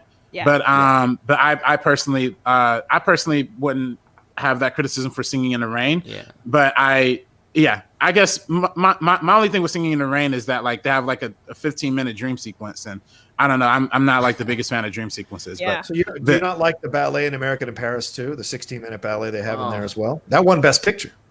Did you not like that? That's cool. I mean, strangely enough, RB3's favorite character is Mickey Rooney in Breakfast at Tiffany's. So I will never ever see that film again. Saw Dragon, and I was like, I'm never ever watching that film again. I didn't know I was like, I'm gonna watch a classic film, and I was just like, what is going on right now? Yeah. So many women love that film, and I'm like, how do you ignore that? So it's like I'll never watch Phantom Menace again because of Jar Jar. There's no way I'll ever watch that thing again. Same thing with this thing. I'll never watch Breakfast at Tiffany's, but so many people love that movie, and I'm like, how can you ignore this really obviously offensive shit? Right? Yeah, especially Breakfast at Tiffany's. Like, oof, man. Yeah, that was tough. Going back to Streamlabs, guys. Yes. Impulse 76. I have a question. Last year, I had to defend my friend from a jerk at a bar who was hitting on her. It almost went super south. Did you guys ever have to defend someone from a jerk? Bar fight. Sure. Yeah, all the time. I mean, you just described my 20s, bro. So yeah. John was the jerk, actually. No, not true. It's not true. When you're in the military, I mean, you're going out with the guys. Stuff happens, and so and there are women in the military. We had a crew we rolled with, and that happens sometimes. So yeah, that shit can go crazy. And guys are stupid. Guys can be real stupid because they don't take the hint and they take it as a personal affront, and it's like, she's not interested. Move on. Like, what's the big deal? Yeah. Did you speaking of that, like, John, when you guys would go out as military, if you buddies, make an age joke, I'm driving over there and I'm gonna kick your face in. You understand me? I wasn't going to. Gosh. Here we go. Did you have to fight some redcoats? That's all I was gonna say. No. I really was gonna ask. Like, did people kind of? I wasn't. Yeah, going they to. look I like you, promise I wasn't going just to like until you said it. Go ahead, yeah. I wasn't going to. I was gonna ask, did you guys get singled out at the bar? Like, did people specifically come after y'all because you're military, because they wanted to test their manhood against these guys are in the army, well, let me beat them up? Well, I'll tell you, that did happen a couple of times, but it happened also when I moved here to LA. I got onto a reality show called what was it called? It was called something. Combat Missions. Combat Missions was on USA 2001. The guy Rudy from Survivor, the first season Survivor, he was the main guy getting people in. So it was all these competitions between these different places in the armed forces and cops and what have you, and special forces, and they were all competing for a prize. Well, we were hired. 10 of us were hired coming off of Wind Talkers. We were hired because the same technical director was in charge of Wind Talkers. He hired us to go on and be essentially the Shadow Squad, which is the squad that goes against these guys to try to kill them or take them out in missions. So we would all hang out together and go out and drink because they put us up in a barracks. And we're in Victorville. And every time we went out to a bar, every single time there was some trouble with the residents who lived there versus us, And sometimes we were wearing our gear, sometimes we weren't. But there was always issues. I mean, we got into a massive fight at one of the bars, and it's crazy story. Somebody took a cash register and threw it at one of us. Whoa! Insane. One of our friends who was I'm not gonna say his name, but he was absolutely insane. He was one of the first people the bouncers grabbed and threw out. He ran back to his car, changed his shirt, climbed over the other side of the concrete wall, and jumped back into the fray. So it was a nutty fucking night there. So yeah, sometimes when you go to bars, regular civilians get really unsettled by military guys. They get upset that they think the women are paying attention to them, or they get upset for whatever reason, and it gets all. We are, by the way, we are. It gets. I like nuts, your man. uniform. Also, for those of you who are too young to know, cash registers used to be massive things. Now, he's not talking about throwing an iPad that you You didn't throw the square thing at you. Yeah. It was that little thing at the top of the iPhone that you just got. The little Apple Pay. Swipe. Yeah, man. When they took the cash register, ripped it out of the wall, and I was like, "Holy shit!" Oh my god, it was nuts that night, man. Victor, that is insane. Oh, Prince, it was a problem. I got my face stomped into the concrete and got jumped by 8 people for standing up for this girl. Her boyfriend woke up with a Nike check on my face. Jesus Christ. That's the one thing I will say is that defending people against drunk people can oftentimes be a lose-lose situation. I mean, get that person out of the situation, take your friend and go to a different bar or go, but I think the confrontation can go south really bad. And you want to stand up for people, and you want to, but it's drunk people are not. They feel no pain. Standing up for them isn't always like, get out of here, guys. It's more like, oh, do you need a friend right now? Like, act like you're her boyfriend or your friend. Usually just like, if someone's alone, just having someone next to them, like, usually people will back off. If it escalates, like if you're at a bar, get the manager, get the bouncer or something like that, because it really is a lose-lose situation. You're still going to get arrested for getting in a bar fight. Like, you're still like putting yourself at risk. Like, I'm not saying don't stick up for people, but just do it in the right way. Don't come in like kicking down doors and stuff like that. Like, And I will say that happens to men sometimes. I was punched walking on a dance floor with a gal.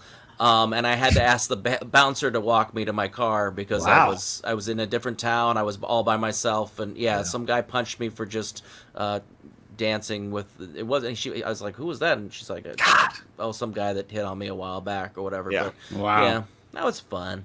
It never happens to me, man. I wish. Sometimes I wish it would. It's probably God take it. I'd be in jail now for like 20 years if shit like that happened to me. Yeah. Well, for the record, if you guys are ever at a bar and you feel like you're in danger or somebody near you is in danger, just go get the local Ben Goddard who will handle the situation for you. I've been in enough bar fights and broken up enough. Like, I'm good. I guess what I'm saying, is talk to the bouncer, don't just get in somebody's face, because yes, you want to be, whether defending a man, woman, whatever, it's just drunk people are not people you should get in there. Here's the problem, Brett. I'm the one that's drunk. Yes. I say, is that like you're like you go up to Kate, like, hey, are you okay? She's like, oh, this motherfucker over here. Yeah. Damn it. Yeah. I've seen that happen where the girl gets mad at the guy for defending her against the jerk. Yeah. I don't need you. She's been like, who do you think you are that I can stand up for myself? And then you're like, oh, okay, all right. I'm out of here. But you know what, John, I ain't gonna let you, because sometimes girls get mad when you don't defend them. Mm-hmm. That's true. That's what I'm saying. You can't win. I'm saying it's what Brett's saying is correct. It's a lose-lose situation. Unless you play it right, it's a lose-lose situation. Yeah. Yeah, 100%. So to the Sax Man. For Splash on Disney Plus, they added the hair on Madison's butt, but you can still see her nipples on the underwater scene prior to that. Man, you guys have studied this Splash scene. I mean, it is Daryl Hannah. I can't blame you. 37 times, and I've analyzed every frame. Charles Ayala. When I was in 4th grade, I almost got expelled for accidentally going to the porn site whitehouse.com instead of .org. But once they saw it was on a mistake, it was all good. Typing anything usually leads to porn online. It's very true. Yeah. Like when Brett was talking about, like, what could a 7-year-old say? Like, I love animals. No, boy. We got problems. Like, that's what.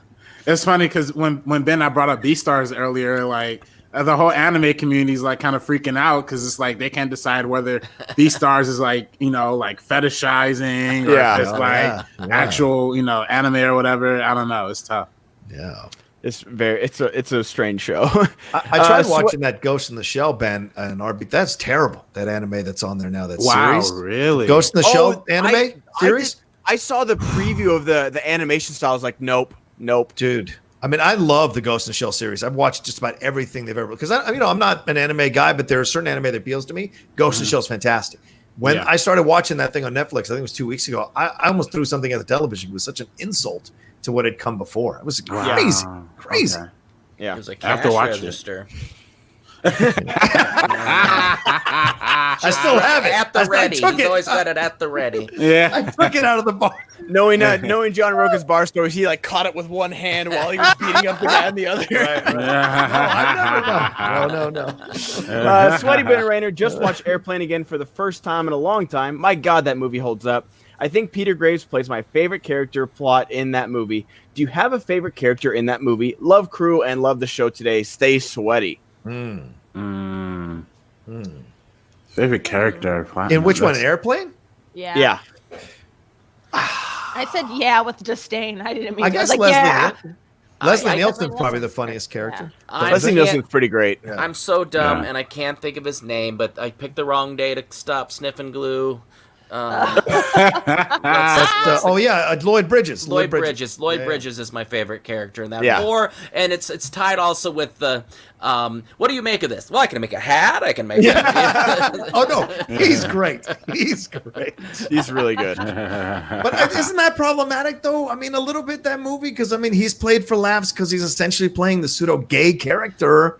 And then you have people lined up to smack a woman with a wrench and a pipe and you want to talk about problematic, Ben? I mean, I'm just saying there. Yeah, nothing holds up in 2020 eyes. Yeah, nothing does. Nothing holds up.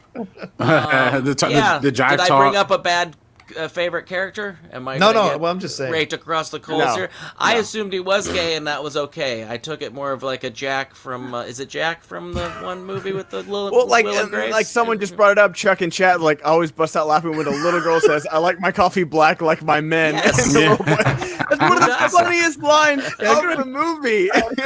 I agree. Oh, it's so good. Ryan, Delisha Renee. Excuse me, I speak jive. Go ahead. Beaver's mom. That's brilliant. It's just brilliant. Been contemplating ordering a coffee subscription box, so got me wondering, do you guys have a subscription service? Food, drinks, merch? If you have multiple, do you have a favorite one? God, Roga's dying. Roga's gone. Shit him in the spiral. Shit.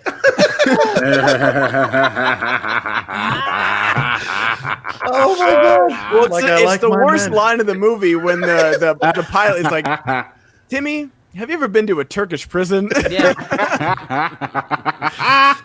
You ever hung out in the men's locker room? I mean, right? Wouldn't that be problematic? He's hitting on a young child, a young boy. But, you can break it all down to pieces. Although I do like Kareem. I like Kareem coming back at him. You tell your dad what it's like to drag Bill Walton's ass up and down the court every night. Oh man! What was the question, Ben? I'm sorry. What was the question? Any subscription services like I've got two. I got two.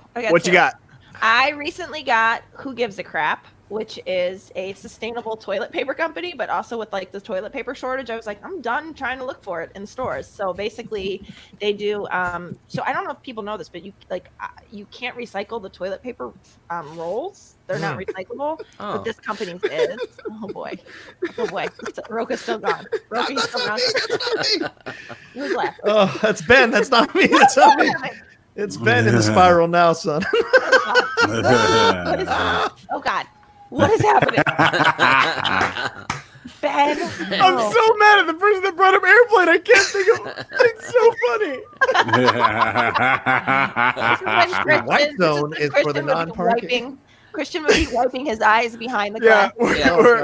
Okay, before we get to that again, is Airplane, is it a racist film, or is everybody being made fun of? Are we all? No. I think it's across the board, isn't it? Yeah. It's kind of a sexist or whatever. I think everybody gets a little jab somewhere in that one. Yeah. And I kind of feel I'm gonna bring it home here, people. I feel that's like what our crew is like. We all give each other shit, and we don't make it political or racist or feminist or ageist or whatever. And I think I would take that movie as that. So there's my little soapbox. And I will go. I don't know why feminist was in there. Like it's a bad thing. No, I'm saying that people give people shit for being feminist. These are things, social justice warrior. All these things. I know, people Brett. throw around. I'm giving you shit. I owe you for last week. You son of a bitch. You just know my hatred for feminists, and you brought that up. RB3, our club that we started, you never gave a shit about it. Oh, look at him taking down RB3. I wasn't trying to get dragged into this. Listen, there's something about watching a movie. There's a way you can watch a movie to know the time that it came from, and you can still enjoy a movie and be like, I still, and this is, people are going to come at me for this, I still think Eddie Murphy's Raw is unbelievable. And I know that so much of what he says we can't say now, but I also have to say, but watch it through that, and you can watch it and you can laugh at the things that you can laugh at, and you can say how far we've come, that this wouldn't be okay now. And the question I was asking RB3 earlier is not because I think every movie needs to. I think every movie has the right to tell anybody's story they want. Like I don't think Donald Glover has any obligation to put in Atlanta a bunch of white people. Like he's telling the story he wants to tell. Yeah. Right. Story. And I think what I was asking was, I was actually wondering when RB3 watches classics, and he explained it perfectly. It has nothing to do with that. I'm offended that Jen asked me as a Latino if I have issue watching the classics. I guess it's a lesser thing, I guess. Well, Rita Moreno was in it, so you were fine with it. Yeah, Rita was in it. Rita was in it. She's the female Tony Plana. Just as long as you put Tony Plana in the movie, you're good. You're good. You did not say you hated singing in the that you didn't. I love singing in the rain. I do. I love Gene Kelly though. So. Real quick from Jordan, guys. Last one for the day. What's some TV shows you watched with your parents growing up that bonded over? My was Three Stooges and I Love Lucy and Looney Tunes. Ooh, Looney Tunes. I Love Lucy was one for me and my parents. Like we watched that together all the time. Nick at Night was the best thing ever. We watched those first run back at my age. We watched the first one. Fresh Prince for me, and also The Simpsons too. Cheers for me. Women, especially white ones. Oh, thank you, Prince. Thank you. Appreciate that. Thank you for bringing that. Now that was just mean. Thank you, Prince. He hates white women. Stop saying that. You remember what you told me the other day. I'm sorry, we got to bring these things up on the show.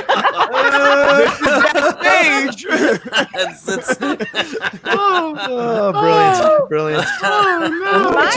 Looney Tunes has they're coming out now again on HBO Max. They dropped the first one yesterday on YouTube. You can watch it. Their new version of Looney Tunes. It's two separate Looney Tunes and then a behind the scenes video tacked on at the end. It's about a 12-minute video you can watch. So they're coming back with a whole new batch of Looney Tunes. And I liked these as opposed to the ones they tried to do in like the late 80s, early 90s. I didn't think they captured the spirit of those original Looney Tunes as well. This one feels like they're going back to a little more of the irreverent, tongue-in-cheek type of stuff, which I think was what made those so classic and so lovable. Well, speaking of tunes, like there's that, of all this like Disney Plus censoring, like Animaniacs has like this famous thing where like they're searching for clues. Yeah. And he goes, oh, let's find some prints. And she picks up prints and he's like, found him. It's like, no, fingerprints. And she's like, I don't think so. Like that, those are the kind of jokes that like we're told in kids shows that like for the parents. And so it's like, is Disney Plus gonna like censor those, or is it's HBO? Was that Warner's? Are they gonna censor that joke? That's amazing. Yeah. True. I did not bond over any shows with my parents until it was sort of, like I liked Saved by the Bell and Family Matters, and like my parents just thought all that stuff was garbage. So it wasn't until Kate, who later were you? on. Who were you? Oh my goodness! They were garbage. You can't fault them for that. Oh my goodness! I'll tell you what. Family Matters. I just found out is coming to one of the services. Netflix. Yeah. Oh. I'm excited because I've never watched Fresh Prince. And I've seen all the big clips. Like that's just a show I missed. So I'm excited. I think that's coming to HBO Max. Is that where it's coming to? Yeah. So I'm definitely gonna be marathoning that bad boy. Can someone explain HBO Max to me? Because I have HBO Now. I pay for HBO Now. It's the Warner Brothers streaming service. They're just calling it HBO Max, like putting their best foot forward, basically. Yeah. Like it's calling like it HBO. But go ahead, John. Yeah. It's like Disney Plus for Warner Brothers. So there's going to be like Harry Potter movies on there. There's going to be the DCEU movies on there, stuff like that. What am I missing in chat? Crunchyroll. It's like Disney Plus is what it is basically. Got it. But you don't have to have both. Is what she's asking. You could have Max and have everything that's on HBO as well.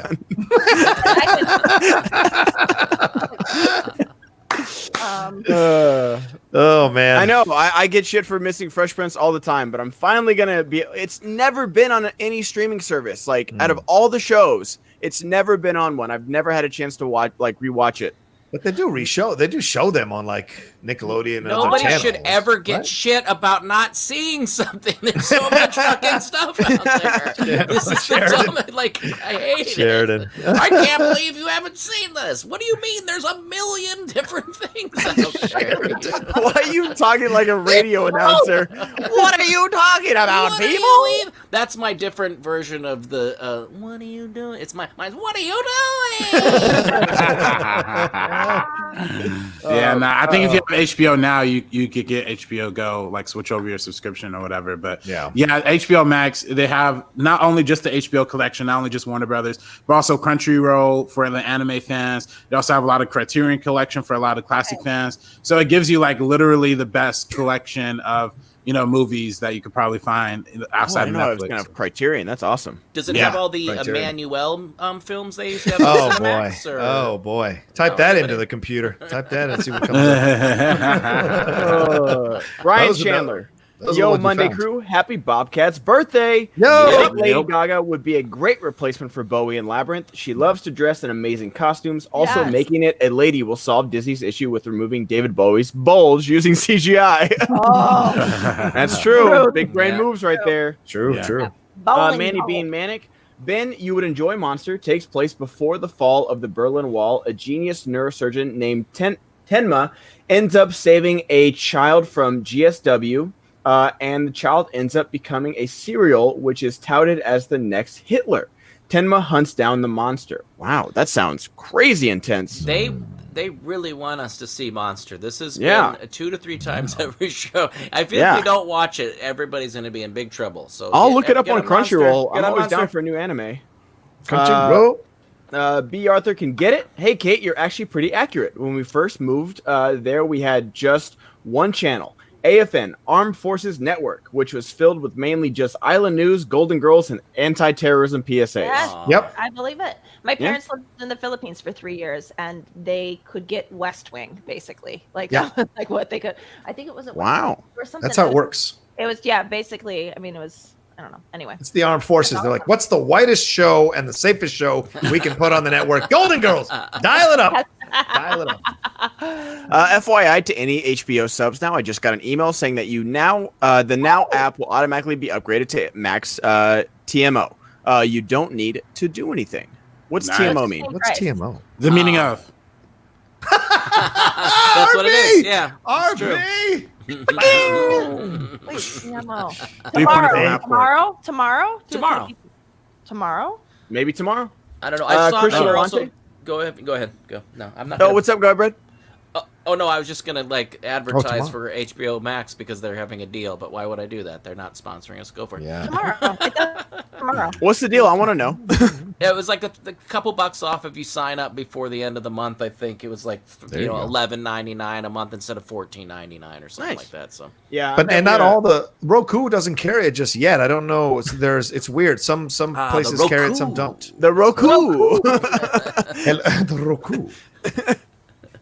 I'm glad I'm not the only one that picked up on that. Yeah. Christian Alante. Anyone rewatching Avatar: The Last Airbender on Netflix? Love this series and just watched Legend of Korra for the first time. The Last Airbender is a better show, but my hot take is the third season of Korra is the best season from both shows. Yeah, you got to get through those first 2 seasons. Then that third season really kicks in. And Korra is incredible. It's incredible. Have you guys watched it though? Or watched it before? Rewatching That's it now? another one that people are saying you have to watch this, and it's real good. Korra it's real or good. Airbender? I haven't finished Korra. I watched the first season and a half of Korra, and I liked it. It just was on like Nickelodeon, and it was hard to get, through a streaming service and stuff like that. But Avatar: The Last Airbender is amazing. Don't let the Shyamalan movie do anything for you. Literally nothing. It's one of the best series of all time. It's so good. Yes, there are kid episodes, just like Clone Wars. There are kid-centric filler episodes. It's a Nickelodeon show, but man, is it good. Yeah, I personally consider The Last Airbender the greatest animated series of all time. Wow. So I think you should. I think if anybody hasn't checked it out, they honestly should because it's amazing. Okay. I like it. Yeah, I've heard. I think there hasn't been a show that we've talked about, television shows or even myself. I think Kate, remember, I mistaked it for the film, and somebody said no. I'm talking about the television program. Yes. Program. Pilgrim. On Roku. On Roku. Yeah. I bonded with my parents to SNL, by the way. Hey. Cinetropical Schmodown Respin. Hey Christian, hope your breakfast show is going well. On Wednesday, you mentioned your fake interview with us on the show, but couldn't remember our names. Who should we fake interview with next? I will make sure Christian reads that tomorrow. I apologize that he's not here today. Matthew Dawson, in Rocco's Modern Life, Rocco works a phone sex hotline. I forgot about that. He does. Oh, Wait, wow. really? Yes. Whoa. Gotta blur that out. Yeah. Wait, that's insane. wait. Like the whole, or like one episode, or I don't know if they. the I can't remember line? how much they show him at work, but I do remember something like that. Like, I think like they'll like show him in the office, and they'll be like, you know, those suggestive like, you know, big lips posters or something like that with like the hotline number or something. Oh my god. Let me look this up. I want to look this up because Rocco's Modern Life. Working. Well, this. was Hey, that look. even on, or was that like an Adult Swimmy kind of a thing? Was that a daytime? oh, look, yeah, here. No, this was purely Nickelodeon. Look, remember, be hot, be naughty, be courteous. Like, Yeah. Whoa. Yeah. Hello. I like that you got to be courteous. Thank you so much exactly. for letting me That's pleasure good you. customer service. That's I good. like that. That's good. That's a big Yeah, part. It's it was. pleasure. It was not Adult Swim. It was not Cartoon Network. Wow, It was Nickelodeon. Nickelodeon. Nickelodeon Yeah. show. Nickelodeon has always like pushed the edge with their shows though, so Yeah. I rock with them on that. All right. Yeah. Yeah. JJ Winward, hey guys, it's me, your reigning marble racing champion.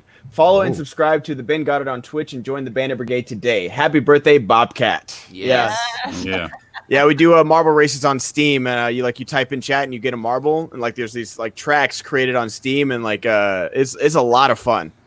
Who was it? Do we all just John- nod our head like we understood what Ben just said? Oh, Yeah. John Oliver talked about it, like, because, you know, sports are no longer a thing, and I've been doing it for like a month or two, and John Oliver talked about it on Last Week Tonight about Nice. marble races. So it's Nice. it's more fun than you think. Well, That is it for Streamlabs, guys. So you might be ending the show a little early today. Oh. And talking. you know what? Let's plug some stuff. Go ahead, RB3. Kate. What were you going to say? I'm sorry, Kate. I'm sorry. Kate, what were we going to say? No, I was just saying I can keep talking. That's all. Oh, hey. Oh, we know. Love that. Let's talk about the Star Wars tourney a little bit. We got Laura Kelly versus Sean Sullivan tomorrow on Twitch. You don't have to dig for that link. It's just a link like any other website ever because it's Twitch. So are you guys did you guys watch the first match? Like we had almost 2,000 people watching live on Twitch, which is amazing. And it was a really good match. Josh he forgot a little bit of the rules with multiple choice. We got some, hiccups with, the manager not being able to, because you guys have all been in studio. You're not supposed to come out, a manager can't come out during the round, but it's always like multiple choice, like, stuff like that in between questions. Like you can shout encouragement or be like, oh, don't forget multiple choice or something like that. Right. So we saw a few hiccups, but we're working through them. We're doing what we can because we're online. Did you guys watch the first match at all? I did. Yeah. Watched it as it was happening. Cool. Really Good cool. talk, guys. A lot of fun. No, it was great. But the only negative thing is that you have to wait like a certain amount of time to respond. Once, I think Emma was in charge of it, but once the match actually started, it became a thing of like limiting the amount of comments you could make because of like you had to wait a minute to send in another comment or 30 or so. And that was on purpose, and which I liked is that it kept people from like, blurting out answers or typing out answers if they didn't see the fact that you're not supposed to send in the answers. And I was surprised. Smets and I were texting all through it. Like we were surprised that there was like almost 4,000 or 2,000 people watching, and nobody chimed in with answers. Like everybody kept it chill, and it was like that is really a surprise. I do want to give a shout out to everyone that watched because me and a few of the other, like Emma was in there. Yeah. Like a lot of Schmodown competitors were in there, but also like all the mods for Schmodown. Everyone was like, do not put answers in the chat. You'll get timed out once for 10 minutes. And then if you do it again, you're gone. And no, we don't want to ban anybody, but out of 2,000 people, and I even said like no joke answers, no best spin, no whatever. No, nothing. Like, I don't want to see because everyone's on the honor system because we're doing it like this. So, you could have a competitor could have the chat up just by accident even. Yeah. And so I really do want to give a shout out to all the audience for not doing any answers. We slowed down the chat doing that just so we could moderate it because the chat was moving a mile a minute. It's smart. Yeah. And shout out to Andres Ace Cabrera for winning that match. Yep. Yeah. Fellow big TKO. Yeah, big TKO. I told y'all about last week that he was coming back hungry. He was coming back strong. Mm-hmm. He really was motivated to take back from that loss from Robert Parker. Mm-hmm. And I'm glad he was able to show that in Star Wars with the TKO, 20 points. I mean, even though Josh had a tough game and forgot some of the rules, Ace still did incredible, answered most, if not all of his questions pretty accurately. So, yeah, I big salute to Ace. I know his next match is with my buddy Ken Knapsack, who's the star of Timestamp, that is about to come out soon. So, he's plugging everything in his resume here. Go ahead, Garby, keep going. But I just got to plug master. I got to do what I do. Rocha's going to be on Meaning Of next week. Yeah, keep going. Yeah, you are going to be on the Meaning Of next week. I'm very excited about it. Yep. But I'm looking forward to see what Andres is going to do there with Ken Knapsack. I know Ken Knapsack was the former champion, but I still think Andres, there's a certain type of knowledge level that he has just from being on Jedi Council. And obviously Kim was on Jedi Council too, but I think Ace has just a certain level of hunger just from the fact that it was so much, hype about how his loss to Robert Parker kind of affected him and affected our squad. So he's going to come back super strong. I'm super excited about it.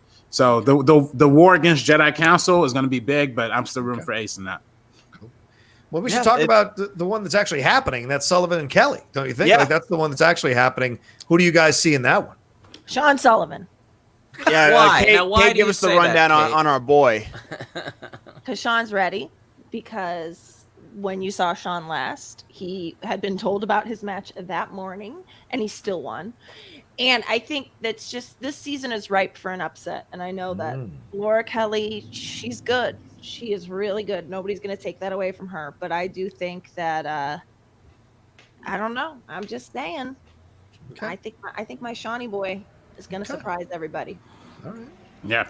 I think I agree. Obviously, Sean's in the den with us, me, Brett, and Kate. And you should tell Brett. Brett, you're in the den. Oh yeah, Brett, you're in the den. Yeah, undefeated in the den, by the way. Undefeated. Oh my gosh. But Sean is working his ass off. Got the text last minute. Literally turned around to go get his binder and still won the match. And I'm no one's sleeping on Laura. Laura held her own against Damon. Nope. If it was a 3-round match against Damon, it could have gone way different. But that's not championship round. Like the betting round and speed round is there for a reason. Yep. But Laura is no slouch whatsoever. All these matches could be pick 'em matches. Like if you want to take yourself out of it, like Andrew versus Scrimshaw, Molly Damon versus Adam Witt, Laura versus Sean. I think Ken versus Ace might be the only lopsided match just because it's Ken. Because it's Ken. But Ace showed Ace got a perfect round, got some steals, got his own questions, and got a TKO. So it's not as lopsided as one would think. But I'm excited to see Sean play, and I think he's going to surprise some people. And especially all the smack Shannon has been talking, she better hope Laura pulls out a win. Well, what else has Shannon got to do? There's nothing else she can do. I mean, the team is 1-75. You got to talk smack and get them hyped up. So I respect it. She did a nice little promo. Although Kaiser's comment was hilarious. He goes, "Now I know what I'm going to see at the gates of hell." I thought that was funny. It was a great comeback. So but Shannon's playing it well. She's fantastic in that way because that's what you got to do. You got to take the heat off your players. But if you're going to back a horse, Laura Kelly is the right horse to back. I mean, she is so just driven about the star. She Instagrams about it. She puts stories up. She shows her scores at the trivia that she plays there in Chicago. So yeah, she is certainly trained. If Sean pulls out a victory, it won't be a questionable victory. This is a formidable opponent. Yeah. And if Laura wipes the floor with him, you won't be surprised by that either. So what you hope is what we got last week, a good tight match that it's still in contention into the third round. So you hope that happens as well. I mean, Ace could have put Quevedo to bed in the second round. but let him hang around a little bit and then eventually put him away in the third round. But this is going to be fun. And I wonder, Ben, what we're going to do about the wheel. Like, if that landing on the strip thing where you can choose either category. We fixed it. Okay, good. All right, because that should never happen. Because I would love to have chosen some categories myself. That was a live decision that we just came up with. Never going to happen again, so don't worry about that. Even if it lands on the middle, we've got a solution for it. We've got multiple solutions for it, so never happen again. What about managers chiming in during second round in between questions? I didn't know that was allowed, because in a you're not allowed to go to your manager in between questions. I'm not saying chiming in, but we all know, John, like Roxy and Dagnino and Kaiser and everyone yells at their competitors, like, just encouragement, right? Literally, right, and just fair. like the fact that Josh seemed to have forgotten to go to multiple choice, and that's no one's fault. That's not Roxy's fault, because they stated in the rules before the round starts. Right. So it's not Roxy's fault, but just like literally just to be like, hey, you got this. Don't forget multiple choice in between a question. I think that's happens fine. all the time in studio. Totally fine. All the time. I didn't like that Christian yelled it out. That was my only issue. I don't think the commentators should be helping the players play the game. It's the manager who should be out there telling them what to do. And I heard Christian say it. Nothing against Christian. I just feel like in the future that shouldn't happen from the commentators. But that's always been happening. Even if they comment, even if they commentate like, oh, I'm surprised he didn't go to multiple choice on that one. Like, just that's something like that. Yeah, just to be like, oh, yeah, I forgot about that. Got a few more Streamlabs real quick, guys, and then we'll get out of here. Make sure you guys stick around for Backstage coming up at 12:30. Manny being manic. Ben, here's another. Gantz. A kid and his friend save a drunken man who falls on the subway tracks but get hit by train.